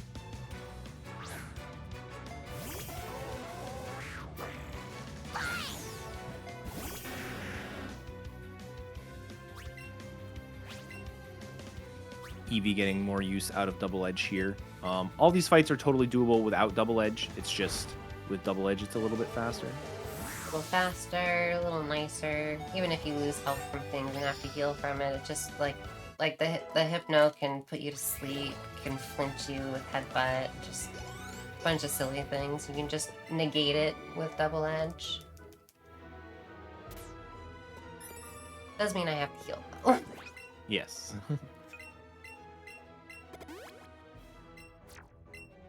I should probably get the Rhyhorn. Yeah, and that Hypno there is kind of like the last point where if you hit level 28, you should still teach, or you can still teach Double Edge. Generally, if you get past that Hypno and you haven't taught it yet, it's just not going to be worth teaching again. I have a Grapple. Great menu there. Totally perfect. I forgot I had the Graveler with me still. I was so focused on just getting rid of the rat, and then I saw the Graveler as I was backing out.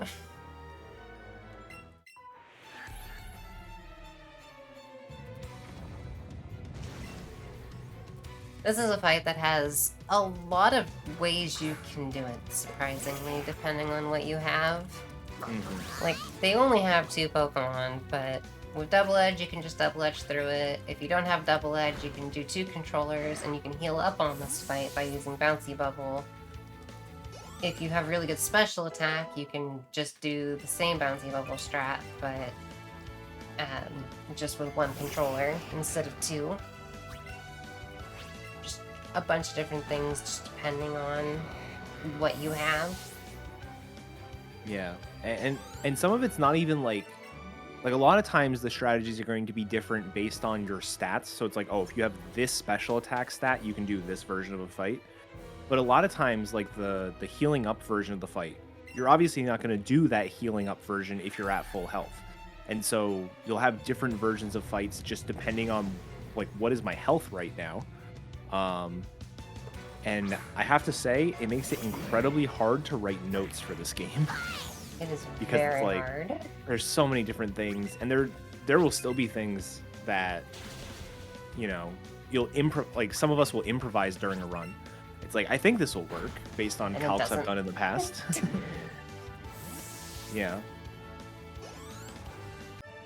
Like, a thing that you can very rarely do is you can actually double edge that Grimer, but you need, like, very Yes. good attack for that. Yeah, you can double edge that Grimer. The sort of standard way to do the fight is to just Glitzy Glow twice. You can also, like, if you're already at full health, you really want to be at full health for the next fight coming up.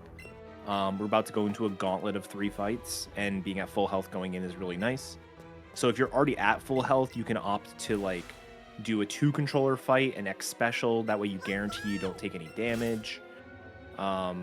There's just a lot of different ways you can handle a ton of, like, all of these fights. So if you were to watch, like, the top, and I think you actually made a spreadsheet with some comparisons, Headstrong. Yeah. But if you, like, watch the top 5 runs on the leaderboard for Pokemon Let's Go, you'll probably see 5 different, like, versions of Hideout, just because it's going to be different for everybody, just depending on the Eevee they have, as well as the state of the game. Yeah, like my PB didn't use double edge, whereas most of the other top runs did actually have double edge through here. And when you don't have double edge, it's just very, very different. Yeah. And it's kind of fallen out of favor a little bit more recently. But there also are strategies that involve using a Nidoking. Nidoking is the primary attacker in this section for the Pikachu version, and there is a way you can make it work on Eevee as well. I don't think it's as popular anymore. It picked up in popularity a lot like last year, but I do like a hybrid of it that not Yeah. many people do. Also, yeah, that is the only time you control Eevee in the entire game. Just randomly, just there, use Eevee. yeah. Because that rocket throws the lift key up on top.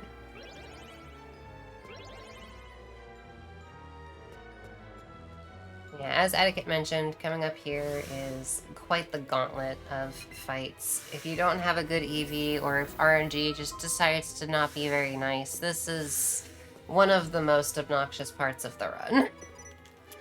Yeah. Just all 3 of these back to back to back are just a mess. Yeah, first up here is the second Jesse and James fight. So we fought Jesse and James at the end of Mount Moon. Here they are again, 20 levels higher. And this fight is rough. The Arbok will paralyze you. It deals a lot of damage. The Weezing is going to try to poison you and everything. So there are a few ways through this fight. Headstrong's electing to do a version where... Oh, no! I don't even know what to...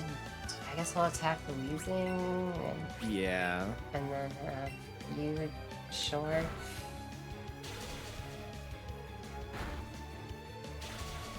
Okay. Yeah. So drill run is 95% accurate. It is not 100% accurate. So game was a little rude there. Oh, come on. Oh, you definitely dealt more than half on the first one. So I that's did. annoying. But yeah, so you can do that version of the fight where you X attack the Rhyhorn, and you can one-shot both of the Pokemon. There is The more standard version of the fight involves spamming Glitzy Glow and using X specials. If you have a very, very high special attack on your Eevee, you can actually one-shot both of the Pokemon, which is basically how the record was for a long time. I had a 302 that blew right through this hideout with a very, very high special attack Eevee. And every run I did since then would lose like a minute in hideout, and it was really demoralizing to run against. But Try a thing here, because I am curious. This Rhyhorn has very high attack. oh no. As Etiquette mentioned earlier, sometimes you like to try some things in the middle of a run. I have no idea on this one. I'm gonna Glitzy Glow drill run the Weezing. Or not, because I get crit. Never mind. Alright. Sure. You know what? I believe it would have worked. I think it would have worked. I was gonna Glitzy Glow drill run and then Glitzy Glow probably with a X special. Yeah. But that is not to be. We'll never know. Yeah. This is Archer. Archer is a character from Heart Gold Soul Silver that they brought into these remakes as well. And before we allowed, so the first 4 months of the game being out, we did not allow 2 controllers. More appropriate to say 2 controllers and 1 controller were split categories. This fight was one of the top 2 worst fights in the run. That Weezing has Flamethrower, it has Sludge Bomb, and it has Dark Pulse. And it would just mess your day up. But with 2 controllers, it is a lot better. Even with the couple of partner deaths there, that was essentially a free fight at this point. I double edge.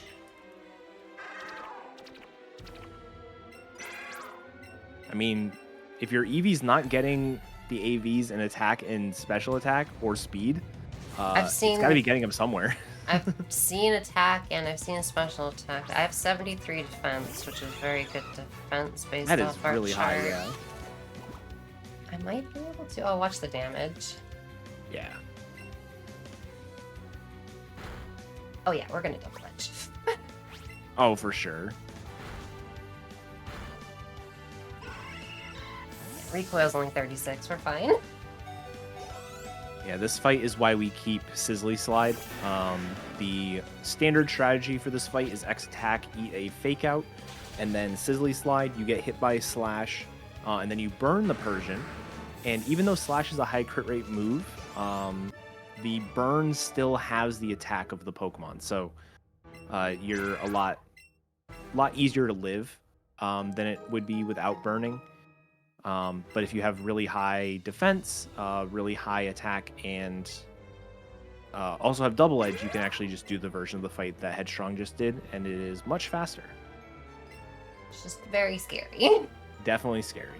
Especially I think the when... only time I've ever gone for it, I was behind in a race in the tournament, and I needed to do it to like keep catching up. A little sketchy there because I only have Eevee alive right now. But we're fine. That would have been actually really bad. Yeah, we're fine. Where would you have respawned? Oh, it would have been here because you entered the Pokemon Center. Yeah.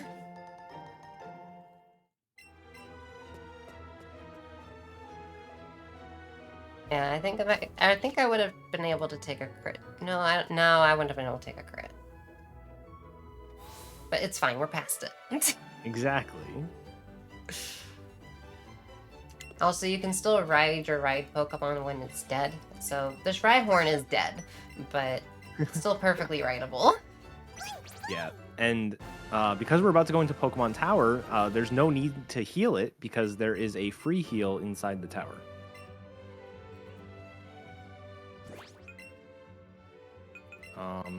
So this guy here gives us Sky Dash, which is the replacement for Fly. So now we can fly anywhere on the map. And like I said earlier, because we don't have Surge's badge, but it doesn't matter in this game. You can still use Fly as much as you want. Yeah, keep in mind, we still only have 2 badges. We've been doing all this story progression stuff, but we do only have 2 badges. Yep.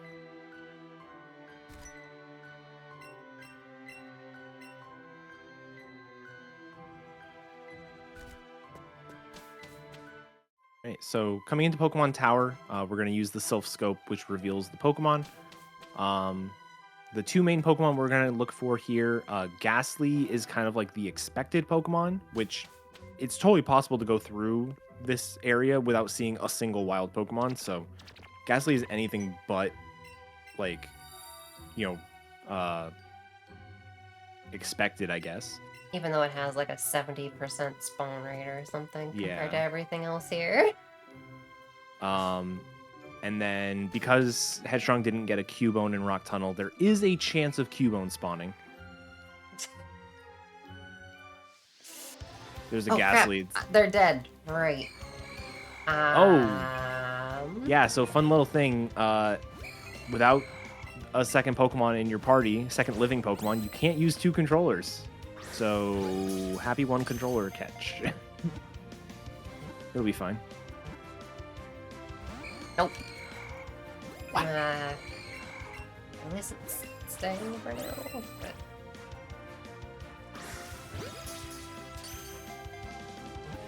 The game should be generous and give you excellence on those.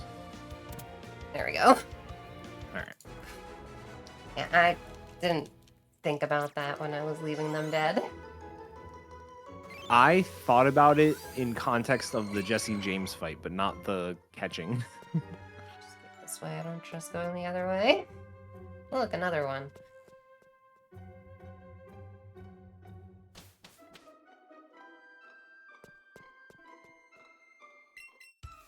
Level 32. I should be able to just easily slide these then, even though my attack isn't that great. Once you hit a certain once you hit enough level ups, as well as using X items and potions and stuff on your Pokemon, they gain friendship from everything, and they'll start like turning around to look at you. Apparently, I cannot do that strat.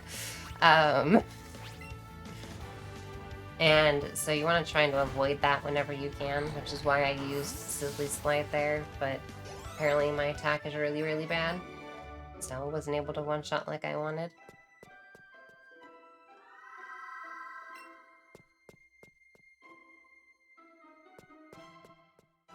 That was pretty good for the spinners. Also, hitting that pad was what healed us, so now everything's back. Everything's alive. No longer poisoned from the fight before, and I have full health again.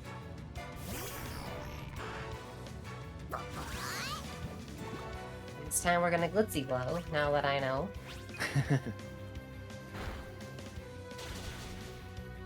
And get our little turnaround animation there. Eevee's just like, yeah, you see that? I hit a super effective move. Good job. Go us.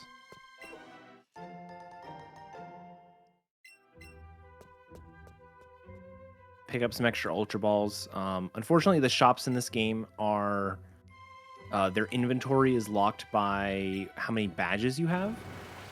And Ultra Balls are not available until you have 4 badges. And by the time we have 4 badges, we should be done with our catching. So we're just going to pick up all the Ultra Balls we can off the ground. And there's one fight that gives you some as a reward that we did in Rock Tunnel. Picked up the extra Ultras. I should be okay. I think you should be fine. I was just deciding whether or not I wanted to pick up the extra Great Balls or not. I don't think I'll need them. No Cubone.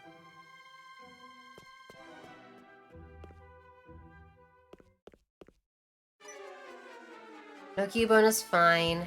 We just have to worry about more catches is all.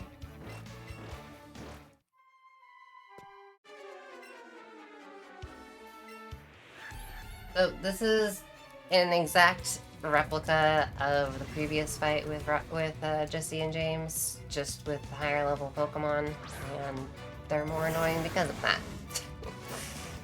The Rhyhorn strat that I did before can technically work here with a high level Rhyhorn with very good attack, but I don't think I quite have that. So we're gonna have to do the normal method of this fight.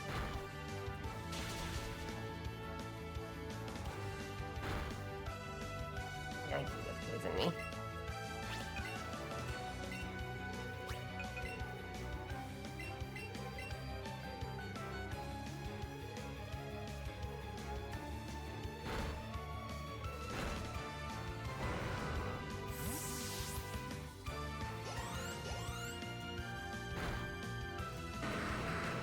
So, funny enough, Rhyhorn dying here is actually fairly optimal.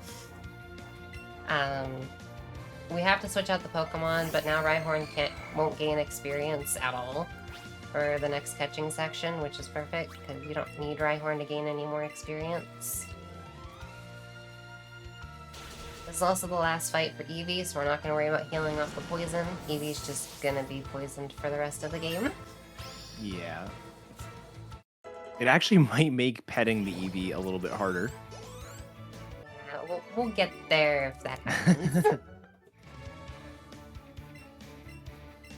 If Eevee doesn't want to be pet later from any kind of donations for pets, we will heal Eevee up.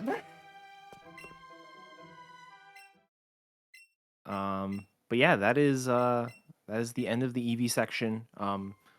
We do still have a little bit more time before the Starmie nickname is closed. It will be needed, so definitely make sure you get your donations in for that if you still want to snipe that nickname.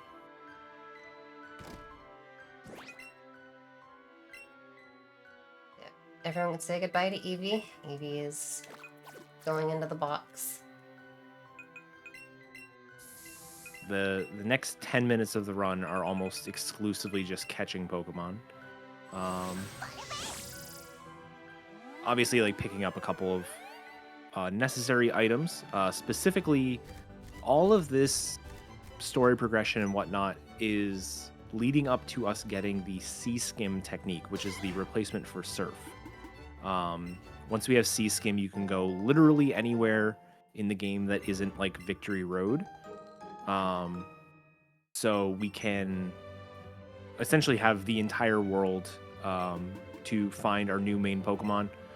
The Eevee that we just are boxing is level 33 right now, I think. Yeah, 32 or 33. Which is on the high side. We mentioned earlier, like 30, 31 is a typical ending level. The Pokemon we're going to catch as our main is going to be level 43.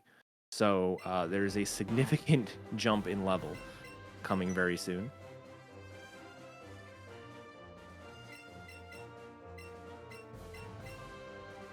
Also, this is the first instance, and only instance, that you'll see of this form of battling. This is kind of like raid battling in Pokemon Go. You have to beat the Pokemon first before you can actually catch it. But we don't want to catch the Snorlax, so we're just going to run away, and that just ends it. Don't have to worry about doing that fight at all. I know a lot about getting the Pidgey. I do need a lot of Pokemon. It's gonna be a very important catching section here. Mm-hmm. Yeah, we mentioned earlier that Rhyhorn was the most important catch in Rock Tunnel. There is an even more important catch on this route. That's not it, but this is a very good catch, for sure. Great. I can't believe that still worked. That came out so late from when I Wow. threw it. It looked intentional on our side.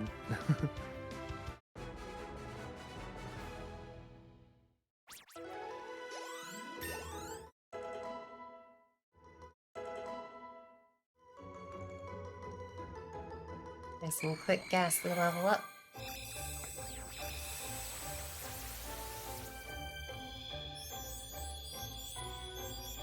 So how's your path to 50 Pokemon? What do we have to catch on the next route in this route? Almost everything. Uh, My current plan 50 requires everything here and Tenta and Coughing. okay. I can back up into Magmar and Ninetales if needed. Hi, Big Pony. Yeah, there's Duck and Pony, that works. Perfect. Yeah. Ponyta is the #1 catch here. Once we evolve it, which we'll do immediately with a rare candy. It's the only rare candy we are not going to use on Starmie. Is going to be used on Ponyta to evolve to Rapidash, because Rapidash is the fastest mount Pokemon that you can use. There are a couple of Pokemon that are the same speed as Rapidash, but it is by Fastest we can far get. the fastest one. Yeah. Like, Aerodactyl is the same speed, but Aerodactyl takes quite a bit of a detour to actually get. Yep. Meanwhile, like Dodrio is actually a ride Pokemon, but it is probably about the same speed as Rhyhorn, actually. So not Yeah, what I we think want to be so. using. Should have caught that Pidgey. That's all I'm missing.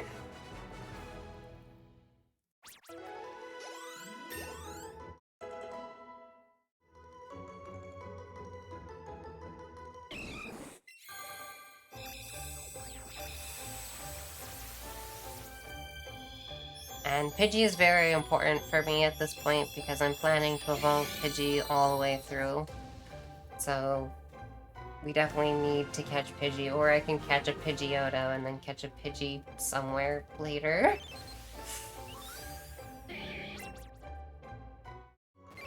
But preferably just a Pidgey. Yeah, it is possible to get Pidgey on Route 21, which is right next to Pallet Town, which is where we're going to be flying next. But if you catch one there, it does not evolve all the way up in time, unless you get like a good amount of experience on it, which generally just doesn't happen. It should be okay if I have to catch Tenta and Coughing, I think. Yeah.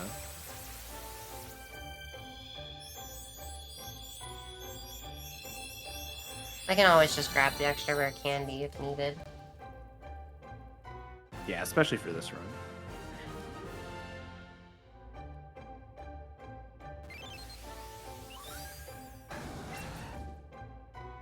Right, speaking of rare candies, we gotta be very careful here because we rare candy the pony and we do not want to do it again. Didn't ride the pony. Alright, game, give me Pidgey. Pidgey! Ask and you shall receive.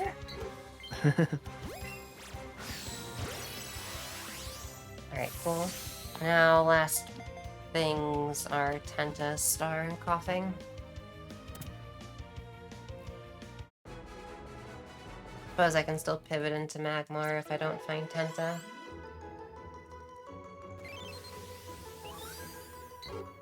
Unfortunately, I feel like it's usually the other way around, where you want the star, and Tenta's the only thing showing up. Yeah.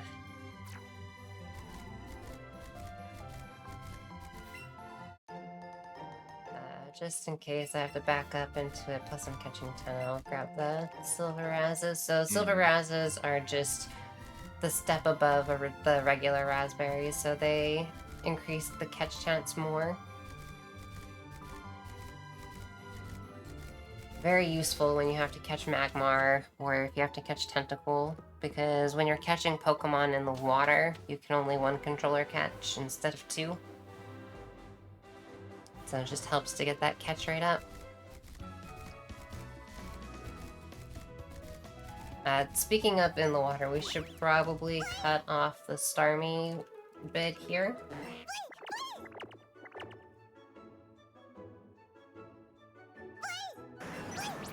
That way we don't have to worry about it in just a sec here, because we're gonna do this cutscene, talk to a guy, and then fly, and then try and catch the star.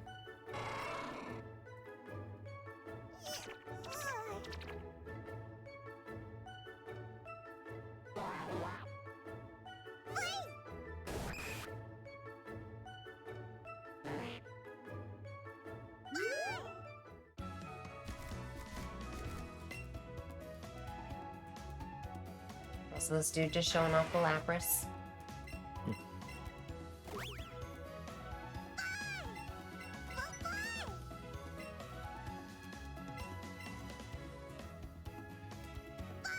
And Eevee is surfing. Because you actually use a surfboard in this game. It is pretty cool.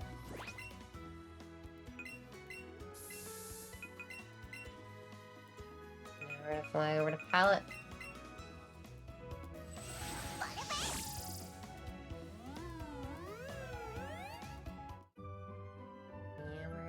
for the best in the water.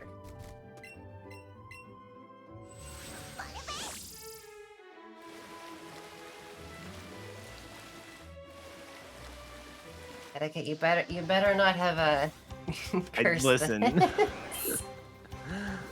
Hopefully not.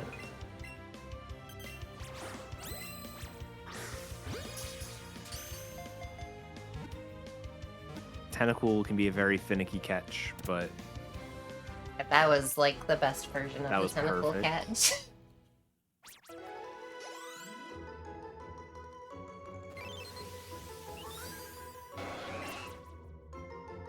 Tentacle can move all over the place, doesn't have a great catch rate, and just can be silly. Okay, good. perfect. Yeah, 60's alright. Yeah, so if you, this is the case for any of the catches, not just Staryu, but in the upper right corner, there is the level as well as the CP value. It stands for combat points, and that is some formula that is derived from the actual stat points of the Pokemon. Can we get the star name? Absolutely. And hi, new voice just dropped. Dayman dipped a little while back, and I didn't want to interrupt you guys. You were killing it. But our Starmie is going to be named The Weekend. Animated Elf Weekend? actually just sniped it because he's a star boy. So, Is that Yeah. with a space? no E and end. So week ND. Is it the space weekend? Yes. Okay, and no E in N, you Yep. said? Correct. Okay.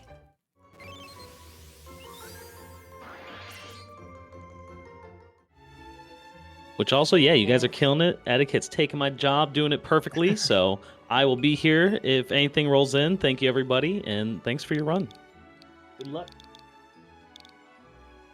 No E? Yeah, just like that. Not a Weekend fan, I take it. I know, I couldn't remember. I was just making sure I was just spelling things right.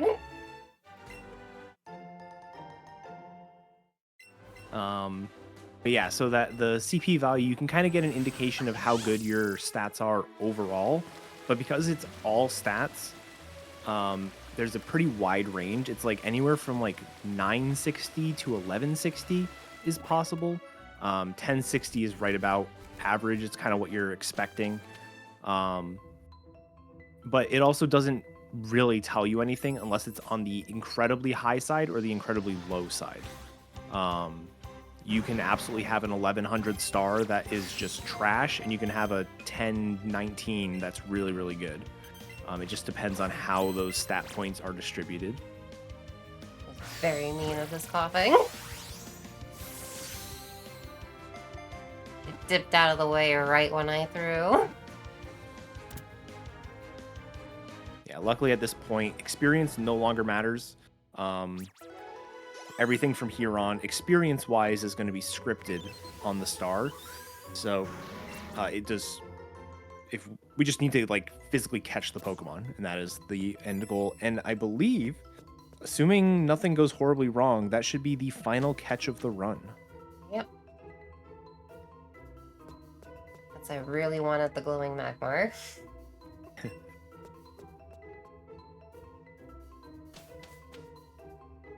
Yeah, there's like a hypothetical strategy where you can get a Chansey and a Magmar in Mansion to save a rare candy on the star, and it would actually save time because you get less friendship or something, but no one's ever going to do that. Only if it happens on accident. Exactly. All right, so this is going to be Everything stays. this is going to be the start of the star section, so we're going to get our stats here. Oh. Those are That good is stats. decent. It's still getting more special. Yeah, so Staryu's speed is naturally higher than its special attack, so the fact that its special attack is higher than its speed is actually a really good sign. Speed Eevee. Okay, this star is set. This star is very good, yeah. The speed was questionable until that very last level up, and now it is fine. Yeah, no. So this star is going to outspeed everything we need to outspeed, and its special attack is very high, so it'll be able to take care of anything we need it to. It is a great marathon star.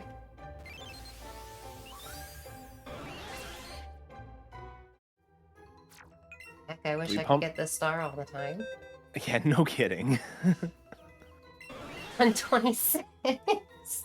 126? Yep. Oh, man. Yep, no, this star will be perfectly fine.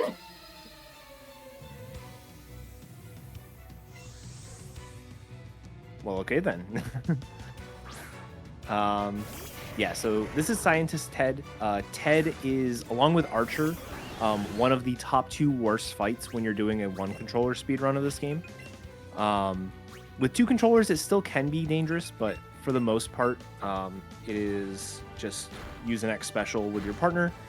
Hope your star doesn't get hit. It does not die in 1 hit unless you have incredibly bad special defense or if you get critical hit. So, it's just really scary when it happens because you will always go down into the red. Yeah. But luckily, we just get right through that. Something that you'll see a lot of, we used to do a lot of the time up until maybe about a year ago, is always use the Doduo or Dodrio as your partner in this fight, because it doesn't always do it, but the AI will like generally see a kill on the Doduo and will be like, I should attack that instead. And so you kind of sacrifice your partner Pokemon to make sure your star doesn't get paralyzed or critical hit. But it is a bit slower because you have to sit through the death animation. You have to revive it eventually because you still need to evolve it. So it's generally better to use the Rapidash. It's just a little bit scarier because you're more likely to get hit as the star.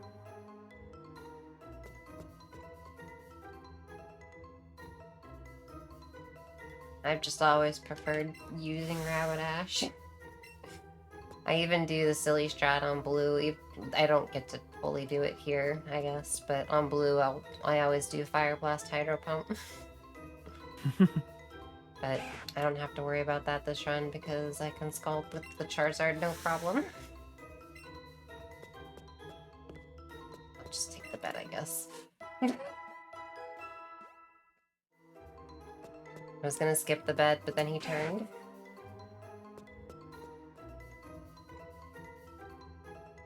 That just refreshes my Psychic PP and heals the Rapidash up. A little safer, and since I had to wait anyway.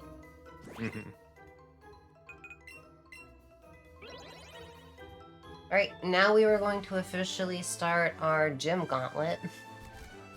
Now that we have, again, at this point, we only have 2 badges, and now we're going to do the 7th gym.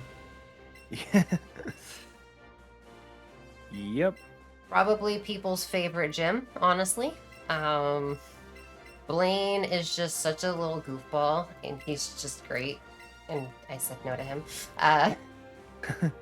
And Eevee's expressions during this whole thing are great too. So this is a quiz show where the answers are very easy and everyone's just excited constantly. Just have to make sure you don't mismenu something. But you get excited Eevee, you get the dancing Blaine, you get these little Blaine dolls for every time you get a question right. And then this question actually has 2 answers. You can do false or what's that. I like to do what's that because it's silly. And then this last question can be any of the answers.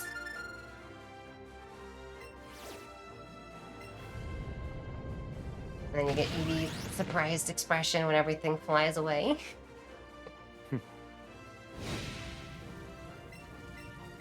I also just really like that this door that Blaine is standing in has a Magmar above the face of a Magmar above it. Yeah. The whole gym is just so silly. It's such a great gym. He's got so much more personality than like anyone else in this game.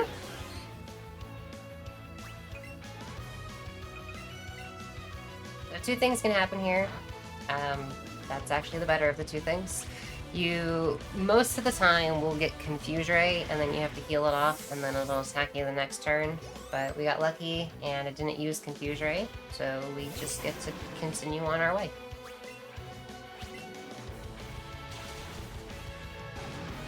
Funny enough, when I was timing out the top runs to compare everyone together, all top 10 runs on both games had no Confuse Ray. So basically, if you want to get a top 10 time in this game, just don't get Confuse Ray, and you're just guaranteed to have a top 10 time. I guess. That is actually surprising to me. Because Yep. it's not like it's only a turn lost, right? So it's not like it would like make or break a run, but it's really interesting. It's so weird that they all had it. Yeah.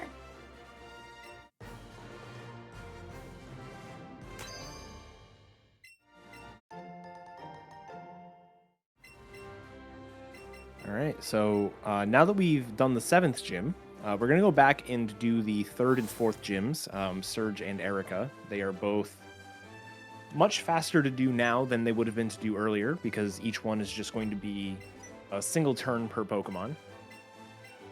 After our rival tells us that he has 7 badges just to rub it in our face.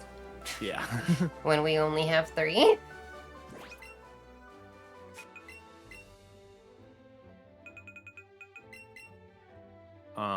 But more importantly, after we fight the 3rd gym here, Lieutenant Surge, we are going to teach Thunderbolt to the Star to round out its moveset. So its final moveset is going to look like Scald, Thunderbolt, Psychic, and Hydro Pump. Hydro Pump is only reserved for very special occasions because it is 80% accurate, but the rest of the moves are all 100% accurate and very, very good at what we need them to do. Also, something with this gym, as most people are probably aware with this fun gym and its trash cans from the other generations of the game. In the others, this is random, and you can do like RNG manip and stuff to make them not random. But in this game, they are set. They are always these 2 trash cans, and you don't even have to worry about it. Yeah.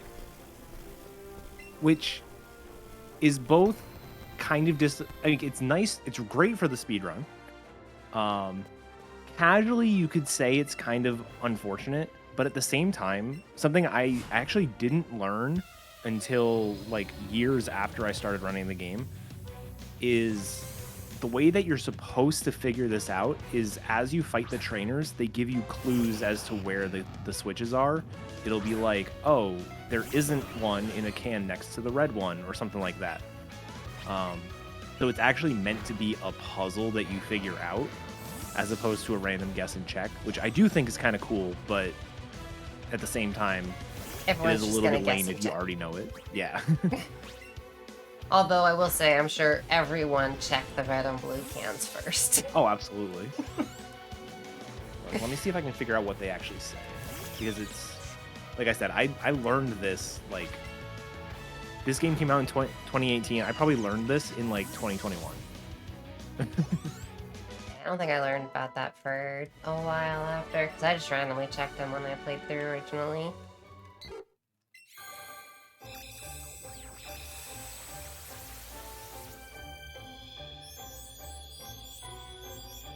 Yeah, now that we have the Starmie and we're level 46, these gyms are just nothing.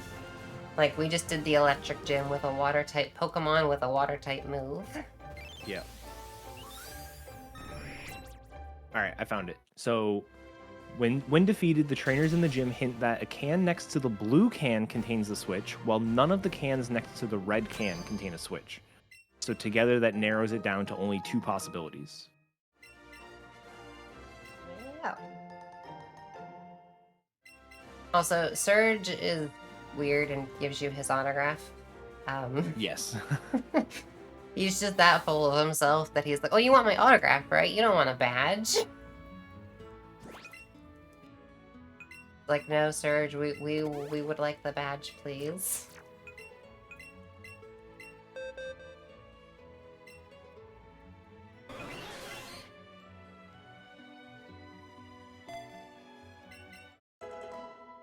Now we've got our full move set.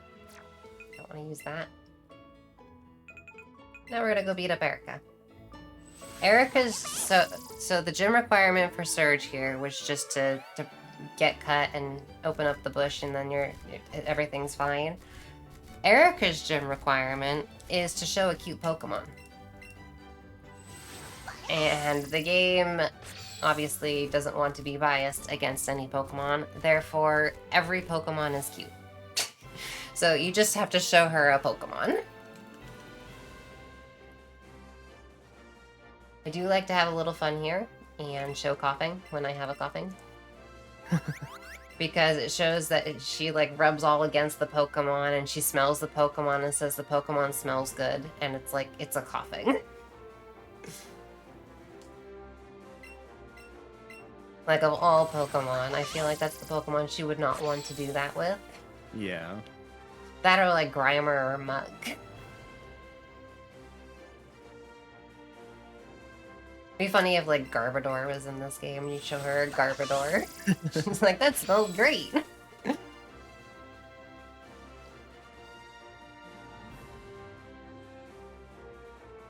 And all of these trainers have terrible vision, so we just run through this gym. Like, they look like they are placed in a way that you should have to fight not every, but most of the trainers in this gym. But you don't have to fight any because they can't see right in front of their faces. Yeah, we there were a couple of instances of skips that we didn't really mention. There's going to be one skip later on that we will definitely mention, but a lot of the skips revolve around the trainers have incredibly narrow vision, to the point where you can almost think of it like a laser coming right out of like their sternum. That's the only place they can see, and if you don't cross that laser, they won't see you. So you can kind of squeeze in like next to them, or, you know, when we get to Victory Road, we'll explain a different kind of skip that also relies on the very narrow vision that we're not going to be doing. And also one that does rely on it that looks really silly because you get so close to them.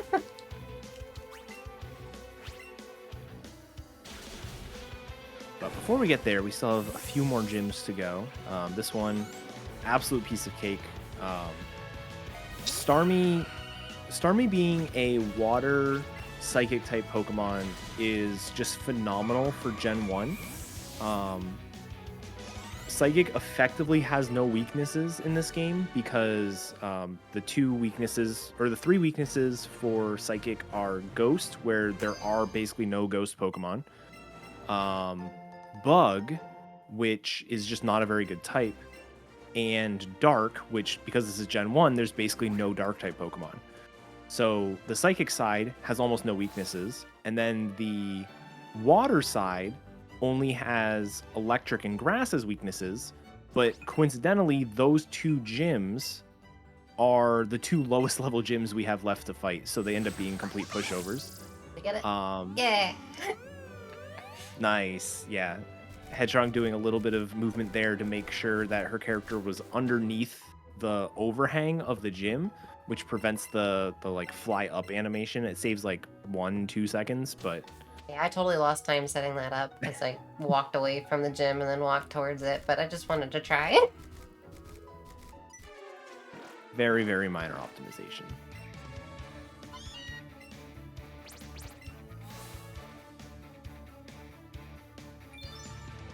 Yeah, coming up is a fight with Blue. He basically is like wanting to test to make sure we're good enough to be here. But it's also a good example of, depending on the stats that you have on your Pokemon, kind of determines like the strat that you have to do for different things. So because my Starmie has such high special attack, I don't have to worry about this fight literally at all, other than one Fire Blast that we're going to be doing. Normally, you either have to use an X special attack on the Starmie and then Scald, or use Hydro Pump in order to take out Blue's Charizard. But because I have such high special attack, I don't have to do either of those, and I can literally just Scald. But we do still have to deal with a Fire Blast, which is 85 in this game, right? 85, yeah. You can alleviate that by keeping Dodrio and then using Drill Peck instead, but it wastes a little too much time and I don't like doing it, so I don't. I'll take my chances with the Fire Blast. It hits every time anyway.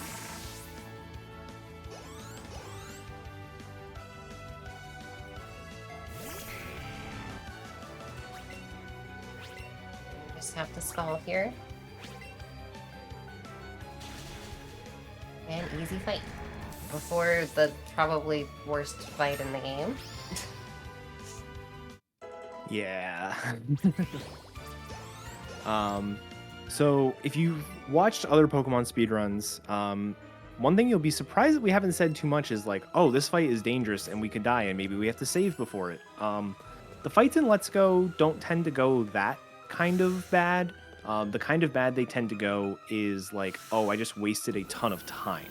It's not necessarily that your run is going to die and that you get like crit to oblivion or something. I didn't mean to pick something up and I didn't know there was something there. Interesting. It tends to be like, oh, that fight went poorly and I lost 30 seconds or something. This fight is the epitome of that. It is definitely possible, but it is very hard to straight up lose this fight. What is more likely is that this fight drags on. Just drags on and on. This is not a double battle in that we don't have control over both Pokemon. It is more of like a team-up battle where Trace, our rival, is our partner, and we don't have any control over what he does. It's also the slowest fight in like how long it takes for anything to load as well. So there's a lot of just downtime waiting in between turns. Just like this, you just sit here forever. Yeah. In between turns, just waiting to see what happens. And this fight can go all over the place. Dang it, why? Ah. That was almost so good. Trace, why'd you have to do that? You better kill the Eradicate here. Yeah, like the Electrode at the start there could just sit there and spam Thunderbolt constantly, and you can't do anything about it. All you can do is heal until it stops. Alright, that's good at least. Yeah. So that can cost a lot of time. The Eradicate always uses Sucker Punch, and that's super effective against Starmie. So you can only take so many Sucker Punches. So the Muck at the beginning can protect. And then you have to kill the Muck the next turn, and just all kinds of things can happen in this fight. Luckily, this was one of the better iterations of the fight. I only had to do 4 turns there. It can get quite out of hand. I've had over 10 turns before. And every turn is just so slow because of how long it takes to load anything to happen.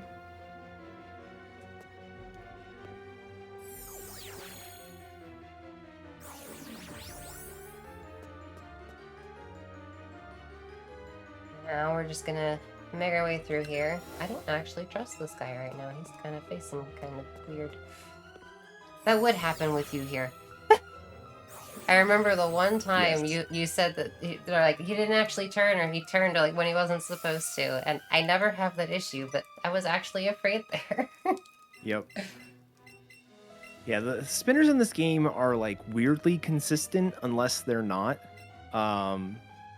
Like they're like on timers. There's no random, like the direction they'll face can be random, but the time that they spin is the same. So there are some areas, like especially early on, that like runners just have like a set path they'll take. And that spinner there usually cooperates, but every now and then he'll just be like on a different cycle for some reason. Wait, people pulled no for is Entei a dog? Entei's a dog. It's the legendary dogs, of course. You know, I'm glad somebody sees it that way. And speaking of dogs, thank you for the $5 donation from the dog. Wolf back to you. And Kit giving 70k points for that. That's a dedicated bit. I assume that $5 was to pet the Eevee. Of course. So I will pet the Eevee after Team Rocket here.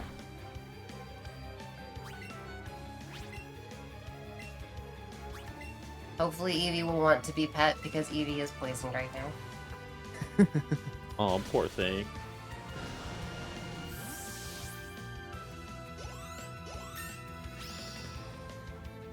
I remember, and was it your GDQ run where Eevee just like flat out ignored you for like ever?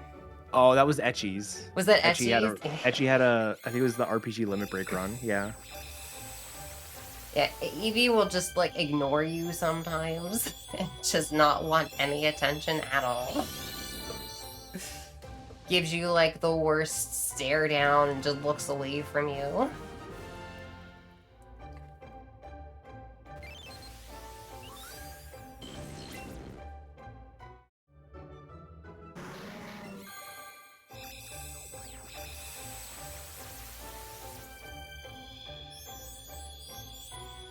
Right, Yeah, no, they're so- definitely not cats. They're definitely dogs. I think they're supposed to be cats, but they're dogs.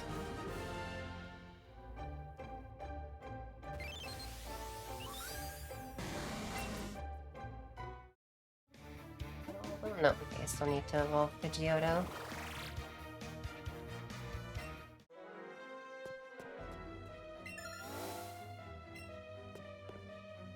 All these fights are supposed to be like hard because you're not supposed to be here at this time. You're supposed to come here like earlier in the game. But because we went and got Starmie, did Blaine's gym first and everything, we're very over leveled for doing Silphco here. Yeah. You're supposed to like come over here, do Silphco, and then go and do other things, and then come back to Saffron to do the gym. But Yeah, I think if you go purely on the levels of the fights and the wild Pokemon, I think what you're supposed to do is Pokemon Tower. So you're supposed to do like Rock Tunnel, Hideout. I think you're supposed to do Erica before Hideout.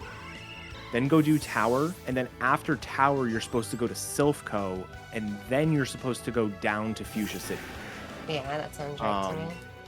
Because like Giovanni here is obviously like the boss of this dungeon. It has Pokemon up to level 39 and 40, and the Pokemon you catch on the route going down to Fuchsia are level 39. So, you know, you're supposed to do that, I think, after this. But we don't. No. And what makes it even more apparent is Sabrina's gym requirement is to have a level 45 Pokemon. And unironically, that is a difficult to hit goal if you don't go out of your way to catch the level 43 Pokemon that we did early. If you are just sort of playing this as you go, and you do Silphco, and then you go to the gym, you are probably going to be a couple of levels under-leveled. It's just one of those things that it makes it really tough to pick like any Pokemon as a main. Like a common thing that Pokemon runners will do are what are called alt main Pokemon categories. So you use an alternate main, something that isn't the traditional main. I was supposed to pet the Eevee. Oh, right. Oh, Eevee. Oh, no. Okay, good. Eevee wanted pets. But the Pokemon you can use as your main are kind of limited in this because of that level 45 requirement. You know, a Pokemon that you might want to do, like, let's say, Arcanine, the highest level Arcanine you can catch is, like, level 29. So you would have to get a significant level boost in order to fight Sabrina. So it's not impossible, but it is tough to pick some Pokemon. You're typically going to have something that's from Mansion or something that's from the water or Seafoam in order to get through it.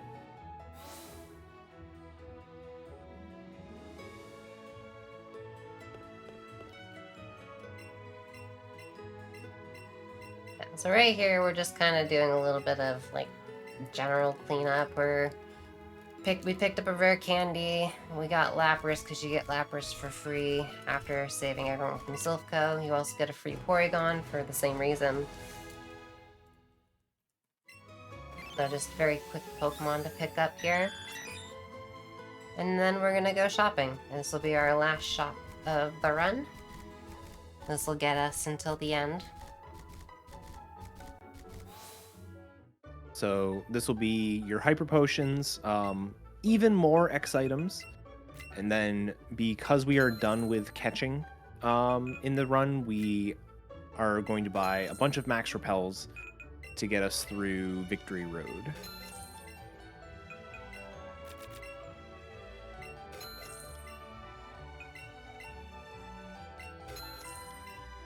I'll grab the full heals just as a safety measure, but I have a lot of things. I haven't really used anything. It's also a menu that, depending on the kind of route you want to do at the end of the game, also depends on how you shop. Because with the Elite Four, you can either do the Elite Four with one controller or two controllers. They're fairly similar time-wise. Two controllers is just safer. And I'm one of the only runners that very much swears by doing two controllers for the Elite Four. But you can also buy X special defenses in that shop and do one controller fights for the Elite Four. Yeah, it's kind of an interesting dilemma, doing like safe Elite Four versus risky, because doing the safe version is actually not even that much slower if you just fully commit to it. What makes it like quote unquote significantly slower is when you try to decide like in the moment which one you want to do, because it involves buying those X special defense and you have to buy those now, but you technically don't have to decide on which one you're doing until like 20 minutes from now. So you kind of have to like just pick and choose, like, am I going to do it now or am I going to potentially plan on doing the safe version later? For PB attempts, most people will just commit to doing one controller, which I wouldn't say I'm as for two controller as you, Headstrong, but I don't agree with a lot of people doing one controller because it's just unnecessary risk for so the times people are going for. But yeah, it is something you can sort of decide to do. And those two controller strats actually weren't really a thing until we started planning for this year. Was our second year doing a Pokemon Let's Go tournament, and in preparation for the tournament, myself and a bunch of other runners were like coming up with new strategies for like safety strats and secondary strats you can do. And that's when we realized, like, oh, actually using two controllers and being safe here is not as bad as you might think. And then just got optimized and optimized. And afterwards, I was the one who kind of went through, and I really wanted to time it out because I was so tired of losing runs to one controller. So I went through and timed like literally everything in comparison for like a really good one controller versus a really good two controller, and found it was only about a 6-second difference, which is like nothing in the grand scheme of things of this, like how long this run is. But it also depends too, like how you go about things. Like you need to commit to two controller at that shop because there's things that you don't pick up. Like there's a full restore in Victory Road that if you're doing two controller, you never have to touch. Whereas if you're still indecisive at that point and you pick up that, you're losing an extra like 5 seconds for just picking the thing up if you decide to do two controllers after that. Or just like knowing what strats to do properly during two controller.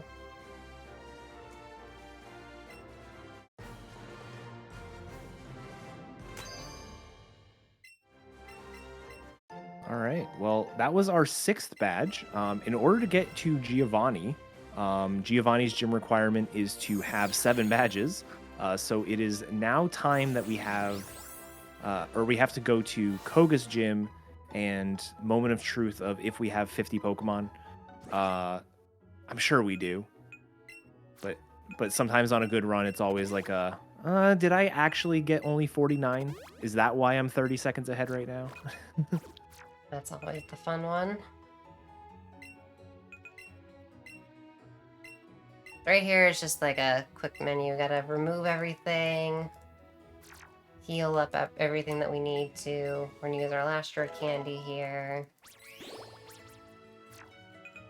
The special attack is so high. What am I doing? That way.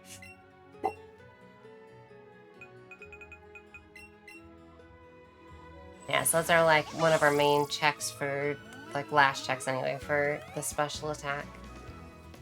And then we fly over here. We also moved the X items so that they're in a specific order now. So the X special attacks are just 1 to the left, and the X speeds are 2 to the left. Just to be more optimal, since those are the 2 things we'll be using the most for X items. And then we also moved the Hyper Potion zip into slot 1 for easy, quick healing. I will say my menus are going to be a little weird because I did get the full heals and I didn't use the pewter whatever. I have more items than I'm used to.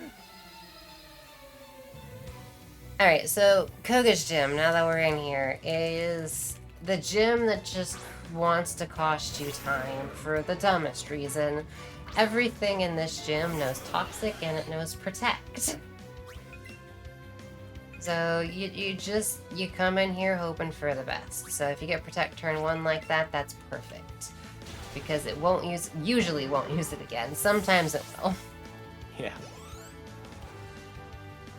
Yeah, and this Caden fight here specifically can be really bad because the Muck also has Minimize, which will make it more evasive, and then it also has Moonblast, which can lower your special attack. So you use an X special attack on the first turn, and then if Moonblast lowers your special attack, you then sort of are, out that X item, and you now have lowered special.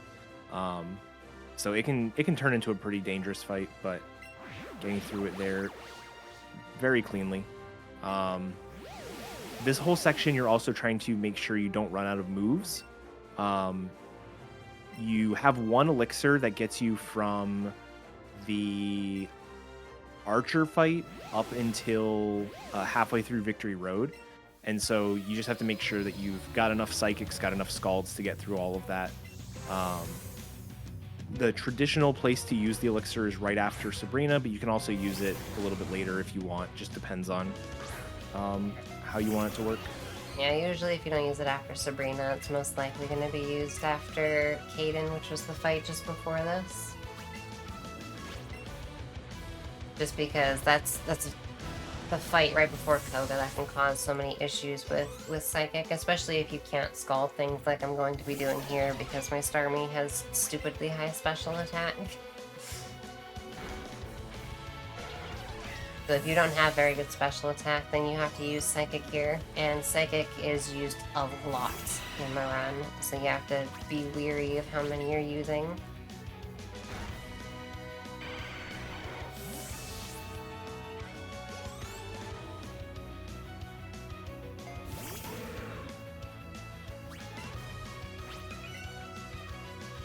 Oh, come on. Last Pokemon. I thought I was gonna get a perfect Koga. My run yesterday had the exact same Koga, except I got Explosion turn 1. Oh my god.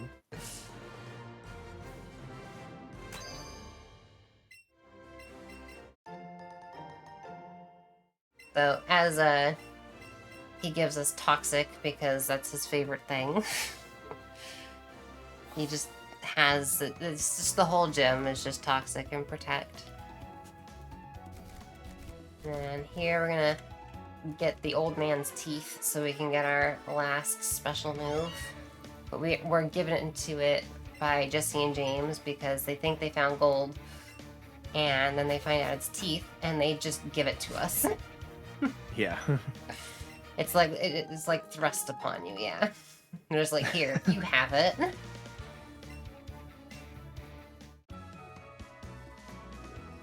And we can go and take these teeth over here. Talk to this guy, give him his teeth, and then he'll teach us strong push, or pushy push if you want to call it pushy push. Because they really should have called it pushy push. They should have. Like, with how they named all of the Eevee moves, this should be pushy push. In the same way that chop down should be choppy chop.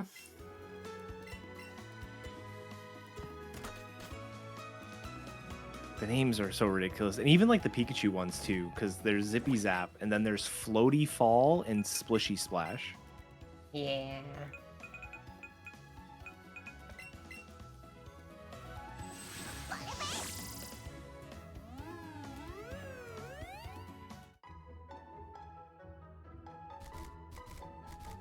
So here we're just coming to Viridian, and then we're going to talk to our rival, because our rival's like, hey, we can't get in this gym.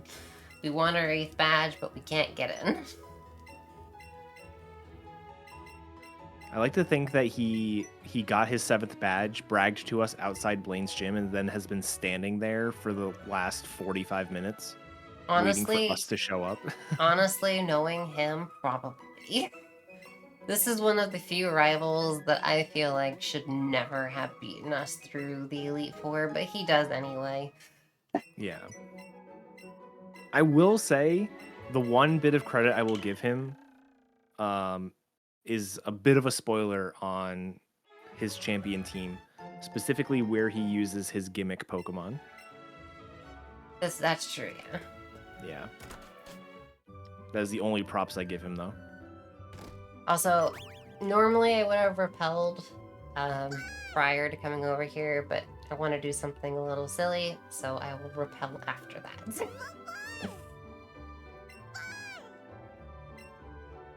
Because this game forces you to get the Master Ball.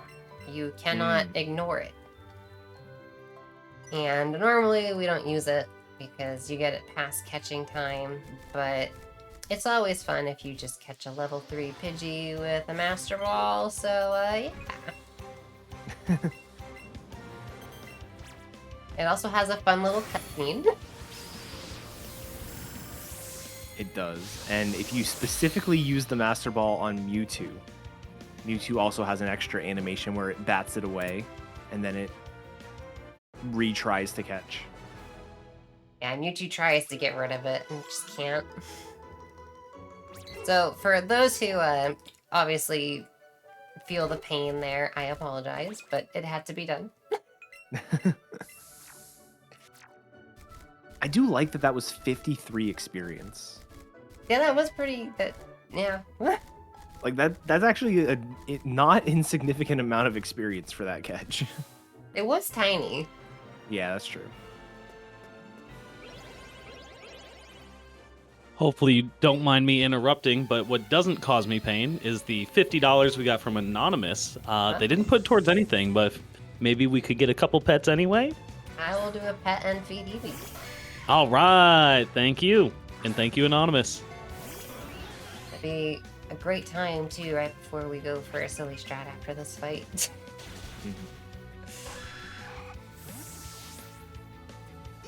Yeah, so Giovanni's gym here, the way that you're meant to do it is this Pidgey. trainer here. Oh no, I forgot the Pidgey. Oh no. Okay. But yeah, this trainer here, what you're supposed to do is have him walk up to reveal the path below him, and then you can go all the way around the gym and then sneak in behind him to go into like the little middle area. But if you instead talk to him from behind, when you go in front of him, instead of him walking up to you and blocking your path, you can actually just walk straight down. And it ends up skipping 2 trainers by doing that. So that is the intent here. In case anyone needs to know, Pidgey learns Mirror Move at level 9. Oh, come on, Eevee. There you go. And we'll give Eevee... Sure, Eevee, you can have the silver nano. There we go. Happy Eevee. Still poisoned, but very happy. Yes. Happily poisoned. Alright, so there's 2 ways you can do this fight. We're gonna do it this way because it's faster, and we'll just hope for the best. You can either Hydro Pump, or you can pull out the second controller and use the next special and Scald. However, the Hydro Pump is more fun. And it's just gonna work, because, yeah, it's 80%, 100%, same thing. Funny enough, with that trainer, if you do die there, and you come back in the gym, you don't actually have to fight him again. You can skip him because it moves the other trainer that we fought into his proper position, which allows us to just skip past the Nidoking trainer. So if we died there, it's only like a minute time loss, so it's really not that bad. At least in the case of like a marathon setting. In the case if you're going for PB and you die there, then that just sucks. Yeah.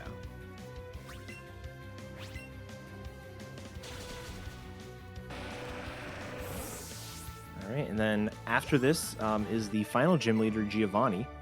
There are 2 ways to do this fight. The traditional 1 controller way is to lead with an X defense, use an X special, and then sweep the fight. You have to X defend because the Dugtrio is faster than you are, and you typically die to 3 hits. So you use your X defense, that way you can survive those 3 hits. The 2 controller way involves using the Rapidash as your partner, X special, and Scald turn 1, and the Dugtrio will actually KO the Rapidash. The downsides are you want the Rapidash alive after the fight for the next fight, so you have to spend time reviving it. It also has a small chance of surviving due to friendship. And when a Pokemon survives in a 2-controller battle, it is just very slow. So it's generally more favorable to do the 1-controller fight like Headstrong just did. And as long as you don't get crit, there's no problem. Why do I have the option for the Eevee power-up? Oh, probably because of all the feeding. Oh yeah, and, like, petting maybe. and stuff. So that's something that's also specific to this game.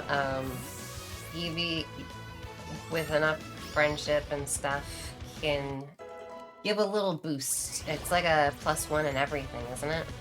Yeah. If you shake the Joy-Con in the middle of a fight.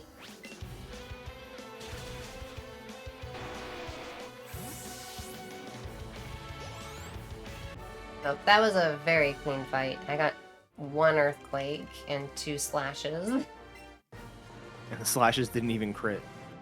No. So that was a very simple fight there.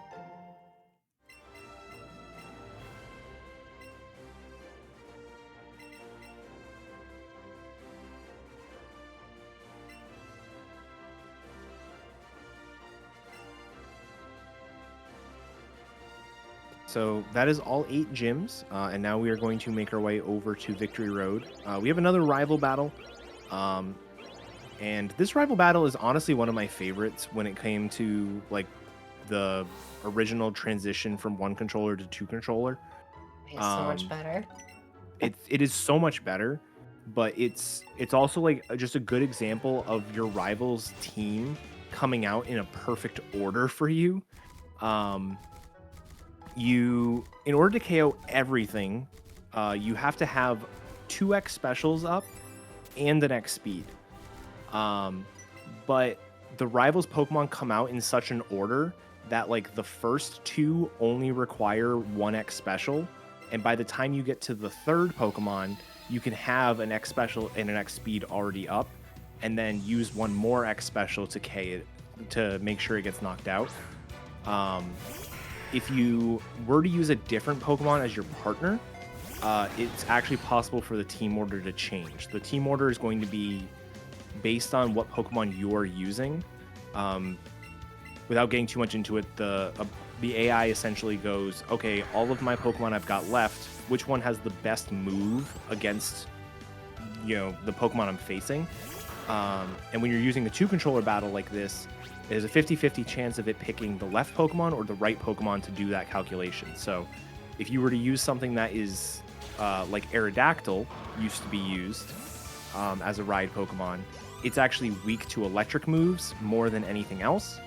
And so it could bait out the Raichu second instead of third. And if the Raichu comes out second, you don't have an X speed up in order to outspeed it, and bad things can happen. So by having Rapidash out second, or as your partner, only Vileplume or Marowak could come out second. In this case, we got Marowak, and you can just take it out while setting up an X speed. And it works out perfectly. Yeah, you actually can outspeed the Raichu with really good speed. It doesn't happen very often, but it is a thing that can happen. Which was much more beneficial back when we did 1-controller. Yeah, the 1-controller version of that fight is guard spec because you can get sand attacked. So you guard spec, X speed, X special times 2, and then sweep. But if you outspeed, something you can do is just use 1X special turn 1, and then if you don't get sand attacked, just go and hydro pump the Raichu. Obviously very risky, but other option was work. to buy the X accuracy for the hydro pump.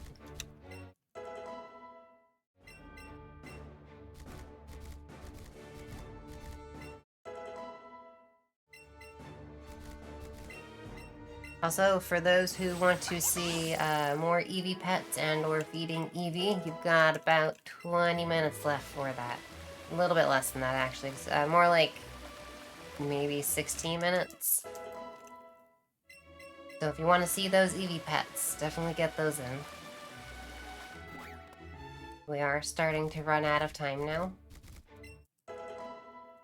there are only 9 more fights left.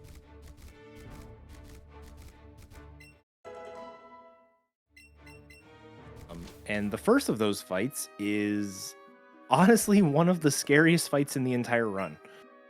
Coming up here is Ace Trainer Naomi, and she leads a Kangaskhan that has Crunch, it has Sucker Punch, and it has Outrage.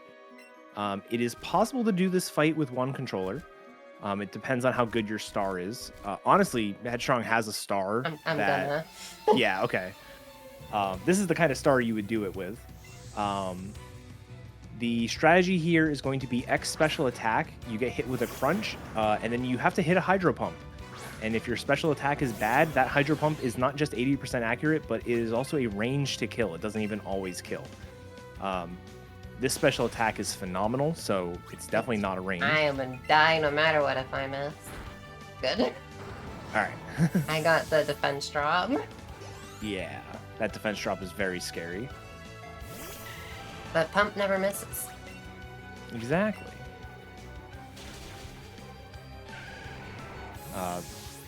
The alternate version of that fight is you bring out the second controller and you just Hydro Pump turn 1 with an X special.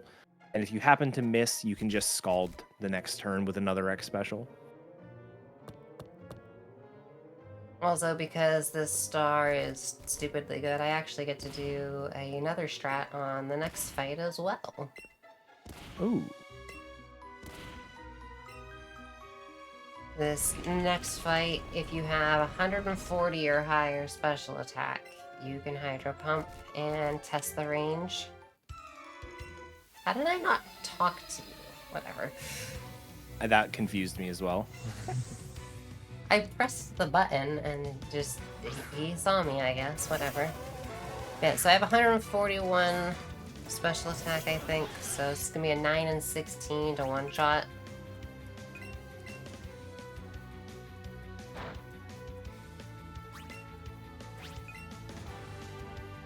No! Oh, we both missed. Round 2. Do over, do over. Got it. Perfect. Literally didn't lose any time overdoing it normally. I think that was still faster. Yeah. All right, so now that we're in Victory Road, people might be curious. We've got Pokemon Let's Go Eevee any percent NMS. The NMS actually does not stand for no major skips like it does in a lot of other categories in speedrunning.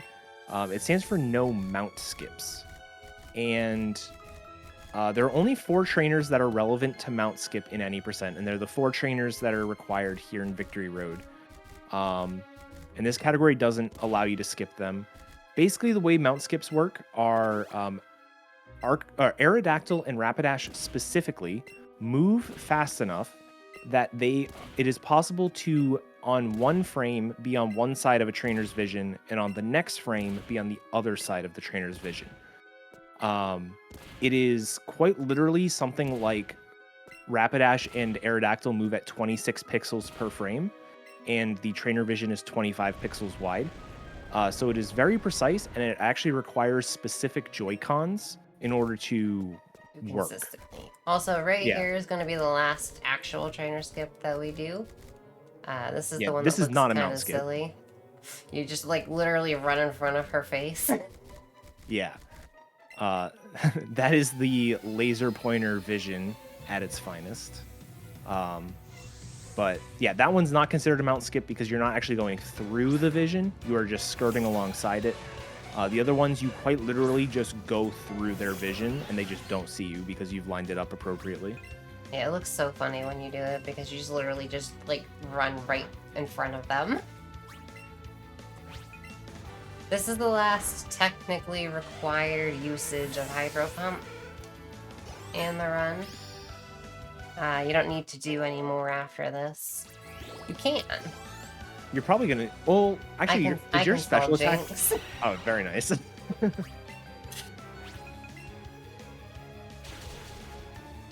I think I'm right at the 100% for the Jinx.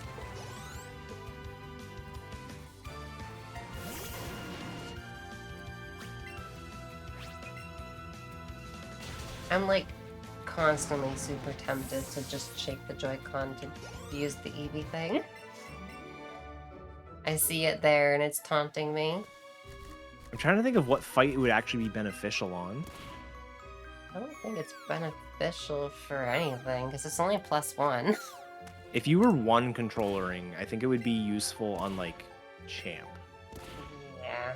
Because you could probably just do that and set up 1x special and then go. Well, I could probably do that with, no, no, because even with 2C, with the champ, it'd be kind of silly, because you still have to set up a little bit more. Yeah. And you need the 2C to die. I guess I could do it if I pull out a bug. Yeah. I wonder if +1 is enough to get through all of Bruno's Pokemon. I don't actually know, I just know he only needs the 1. But with my special attack, I wonder if I would only need the +1. Now it looks like you're puzzling, but the people want it. Do we have a chance for one more pet? Yep, we still have time for pets. Well, thank you to the $5, I'm guessing from CJ, but from Jace Parkerino. Thinking he might be Twilight CJ mode right now. A little typing, but currently we have a poll going on right now as well to name the player character in Sapphire. And that's just right in Twitch chat. And right now you can still pick the starter with your donations. And we appreciate you guys. Good luck with the rest of this run. Thank you, and I will give Eevee a pet after this fight. Also, Power Whip must have missed me. I wasn't actually looking, but that health does not say that Power Whip hit. You definitely got a Power Whip miss. Because that's how much damage the Jinx did to you. Yeah, because I looked over and I was like, wait, I'm past Power Whip and I'm at 92 now.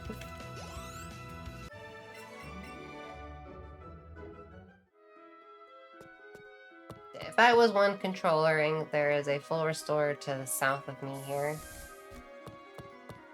That is not necessary here. It's not even technically necessary for one controller if you just want to hope for the best. I think I did one controller Elite Four 4 times in the Let's Go tournament this year, and I skipped the full restore 2 out of those 4 times. Yeah, I think I remember you just constantly doing it. I was constantly behind. I needed to.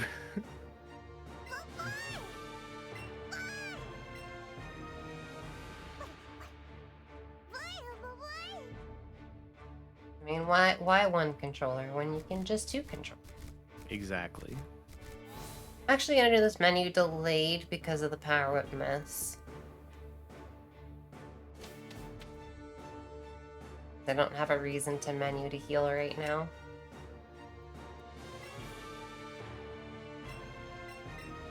Yeah, normally if you're one controllering, this is where you would deposit your Rapidash. By having a second Pokemon in your party, you're constantly gaining experience on it, and there's like 1 extra text box after every Pokemon, which isn't a lot, but it does add up, as well as that Pokemon can still gain level ups and will appear in the Hall of Fame. So you want to get it out of your party as soon as possible. I feel like even with one controller, you would probably do it this way in this case too, wouldn't you? With this particular situation, you would delay it, yeah. Yeah, because you would just delay till after Bruno to get Stealth Rock, well, to hopefully get Stealth Rock, and then Right. deposit after Bruno.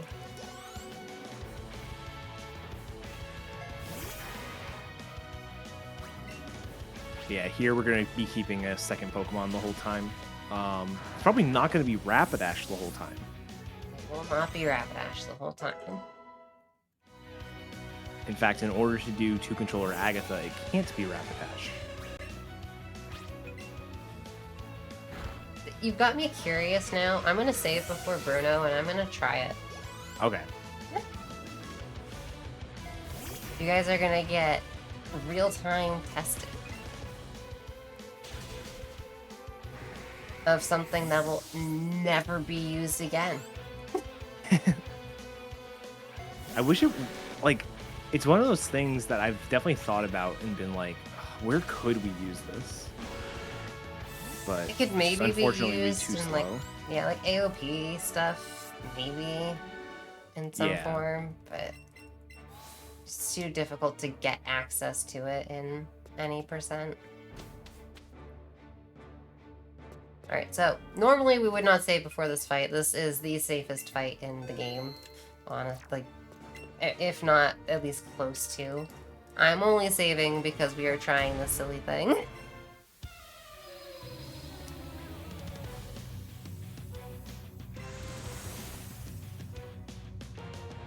Yeah, so the partner Pokemon have a special move that can be used in battle when they're not in battle. The Eevee version, I believe, is called Vivi Volley. And it has a fun animation. Wait, why did it pull out you? I don't want you. Hang on. I gotta take the Joy-Con out. Okay, it used it, but I have to controller out still. You just stomp, I guess?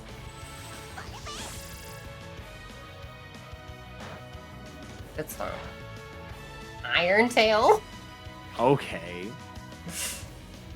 Well, I have to do this fight 2C now because I was silly, but that's okay. We're gonna see if this still works. So that gave an Omni boost, +1 to every stat. For some reason, I didn't think it took a whole turn. I thought it was like just like a modifier. I added 2, but no, it took my turn. All right, maybe it's less useful than I thought.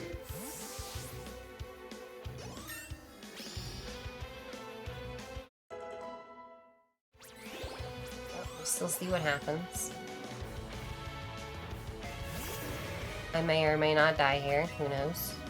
I want to say the Poliwrath is the bulkiest thing. So much special attack. I Yeah. feel like it won't be an issue. I have 146 special right now. My God.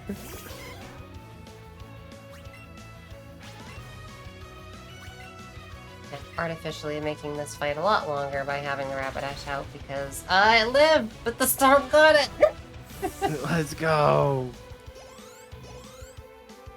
Okay, so yeah, this strat would never be a thing, because this star is super cracked and did not kill. But also, I guess I technically needed the Rapidash out, so yay. Good thing we had it.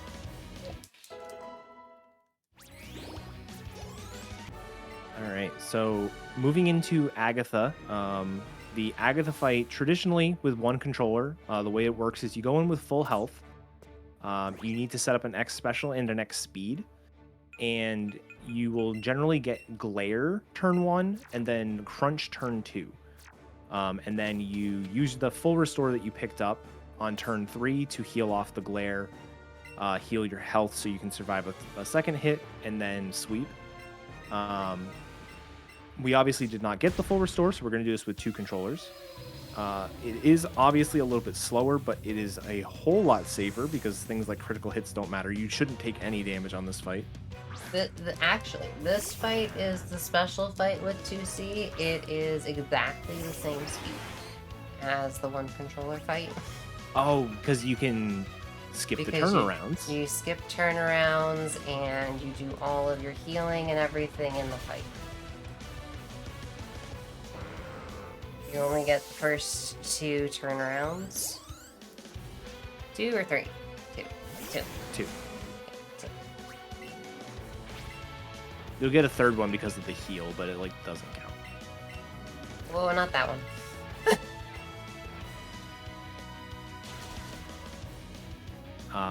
And it is very important that you use either a water type Pokemon. You basically need some Pokemon that is weak to electric moves as your partner Pokemon. You need the Weezing to come out before Gengar does, and in order to set up an X speed. So the saying is you need either a bird like Doduo or a fish like Golduck. Lapras also works. Lapras is really good, specifically for the next 2 fights as well. Yeah, Lapras makes it so that you don't have to. So there was the older strat for using any of the other Pokemon really, other than Lapras, required you to despawn the second controller prior to going into Lance, doing a turn, and then spawning the second controller back in, and it's just kind of slow. But with this, you can just do it. You can just go right into the fight without any issues.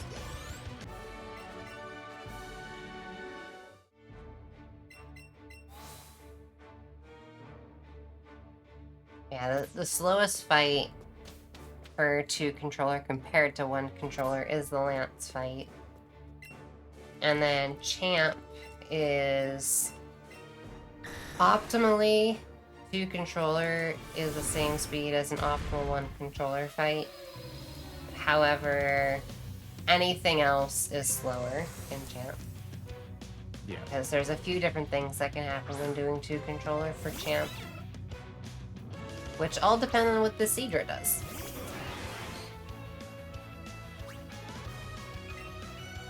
Yeah, so the 1 controller version of this fight involves an X special defend, an X speed, and 3 X specials, and this entire time you're dodging critical hits from Seadra's Hyper Beam. That Hyper Beam into Lapras is pretty good. That is actually perfect. Yeah, specifically for the next fight. But here we basically just spend 1 turn setting up and then are just going to start sweeping while we're continuing to set up with the Lapras. Once you're at +6 special attack, you can't use any more X specials. Oh, you can, but they won't do anything. And depending on your star, the Dragonite could be a range. You may not always kill it, so having the Lapras is really nice because you can actually use Ice Shard to deal a little bit of chip damage and make sure that the Starmie can always KO. This Starmie was guaranteed to KO like 4 levels ago, so there's no problem here. Oh, I wonder if I could. I don't need to use that one anymore. I wonder if I could do Champ slightly different, actually.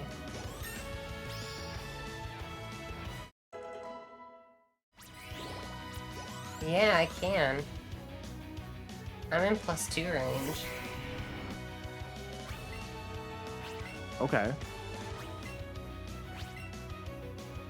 Because this Lapras, if it gets hit by Air Slash, is guaranteed dead. And normally that means you have to take an extra turn to use another X special against the Pidgeot, which is a little sketchy. Mm-hmm. But But I you could probably get just rid of it. Thunderbolt and then do it on the Vileplume. Yeah. Do you know what your range is? It'd be behind my other note. Ah. You move those out of the way.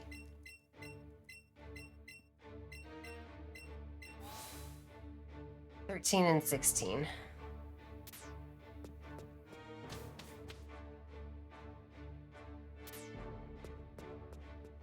That's not horrible. No? I may or may not go for that. We'll see. Okay. That'll be an in the moment thing.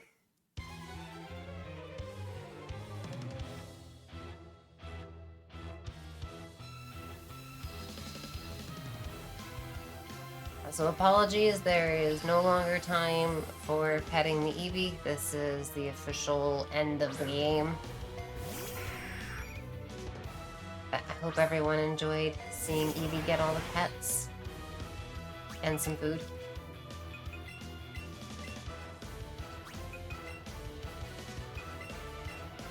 The one controller version of this fight is basically Lance 2.0. It is also X Special Defend and then X Speed and X Special twice while you're dodging crits the whole time.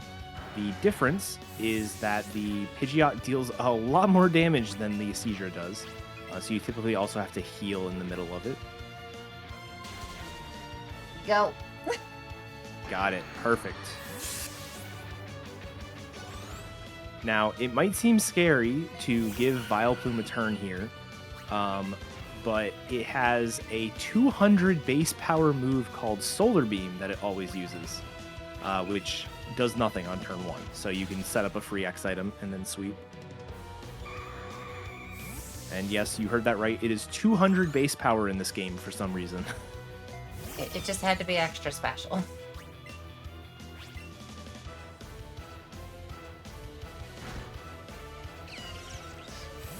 But yeah, that should be it. Yeah, that was the cleanest way the ending could have gone.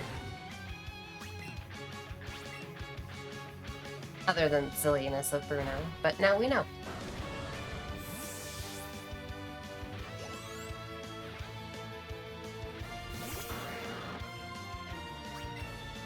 After the setup, it's just making your way through things. The only thing you have to look out for, especially since I still have another Psychic, is that you need to make sure to Thunderbolt the Slowbro. Although, honestly, I do wonder if the Psychic could kill at some range.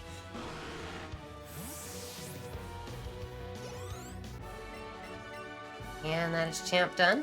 Time will be in 1 minute. That was an excellent run. I think that was a pretty good showcase. I would say if anyone is interested in running Pokemon games, well, really any of them, but specifically the Switch ones, and this game in particular, the community is great, and we would love to have you. So you can hop over to speedrun.com, find the links to the Discord, and join up there.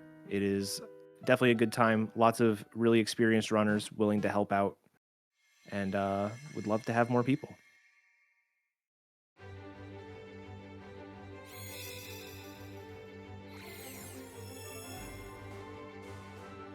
We're coming up on time in just a sec. And time. GG. GG the weekend. You did good. And GG, congrats. You guys absolutely killed it. I can take a guess. It's not your first rodeo. Yeah. But definitely, I appreciate you guys. You guys heard it here. Check out the Discord if you want to learn more. And any special shout outs before we head on out of here? I think Etiquette covered it. I was gonna shout out the Pokemon speedrunning, but Etiquette got that. I guess shout out to Etiquette for being an awesome commentator and a great speedrunner of just a lot of Pokemon games in general. Yeah. Thank you for having me. Make sure you check out Headstrong. Headstrong is absolutely one of the top runners. Made it to finals both times in the Let's Go tournament. So is absolutely one of the top people to watch for Let's Go runs. And does a lot of other non-Pokemon stuff as well.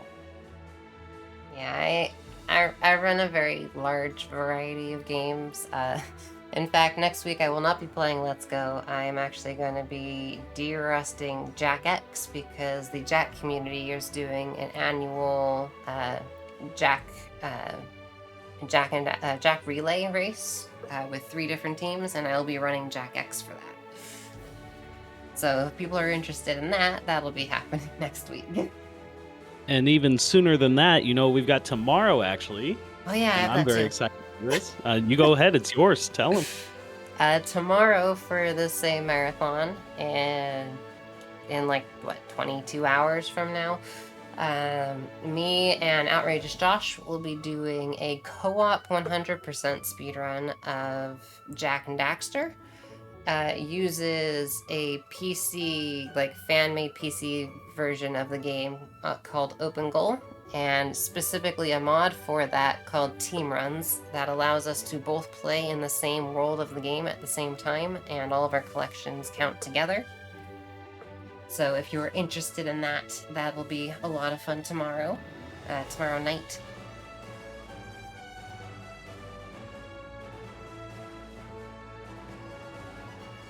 Yeah, well, thank you both so much. I think we're going to head over to a quick break and get ready for our next run, which we have Pokemon Sapphire coming up. There's still time to pick our starter, so go ahead and get some donations for that if you'd like to choose the outcome. And we'll see you in a minute. Thank you so much.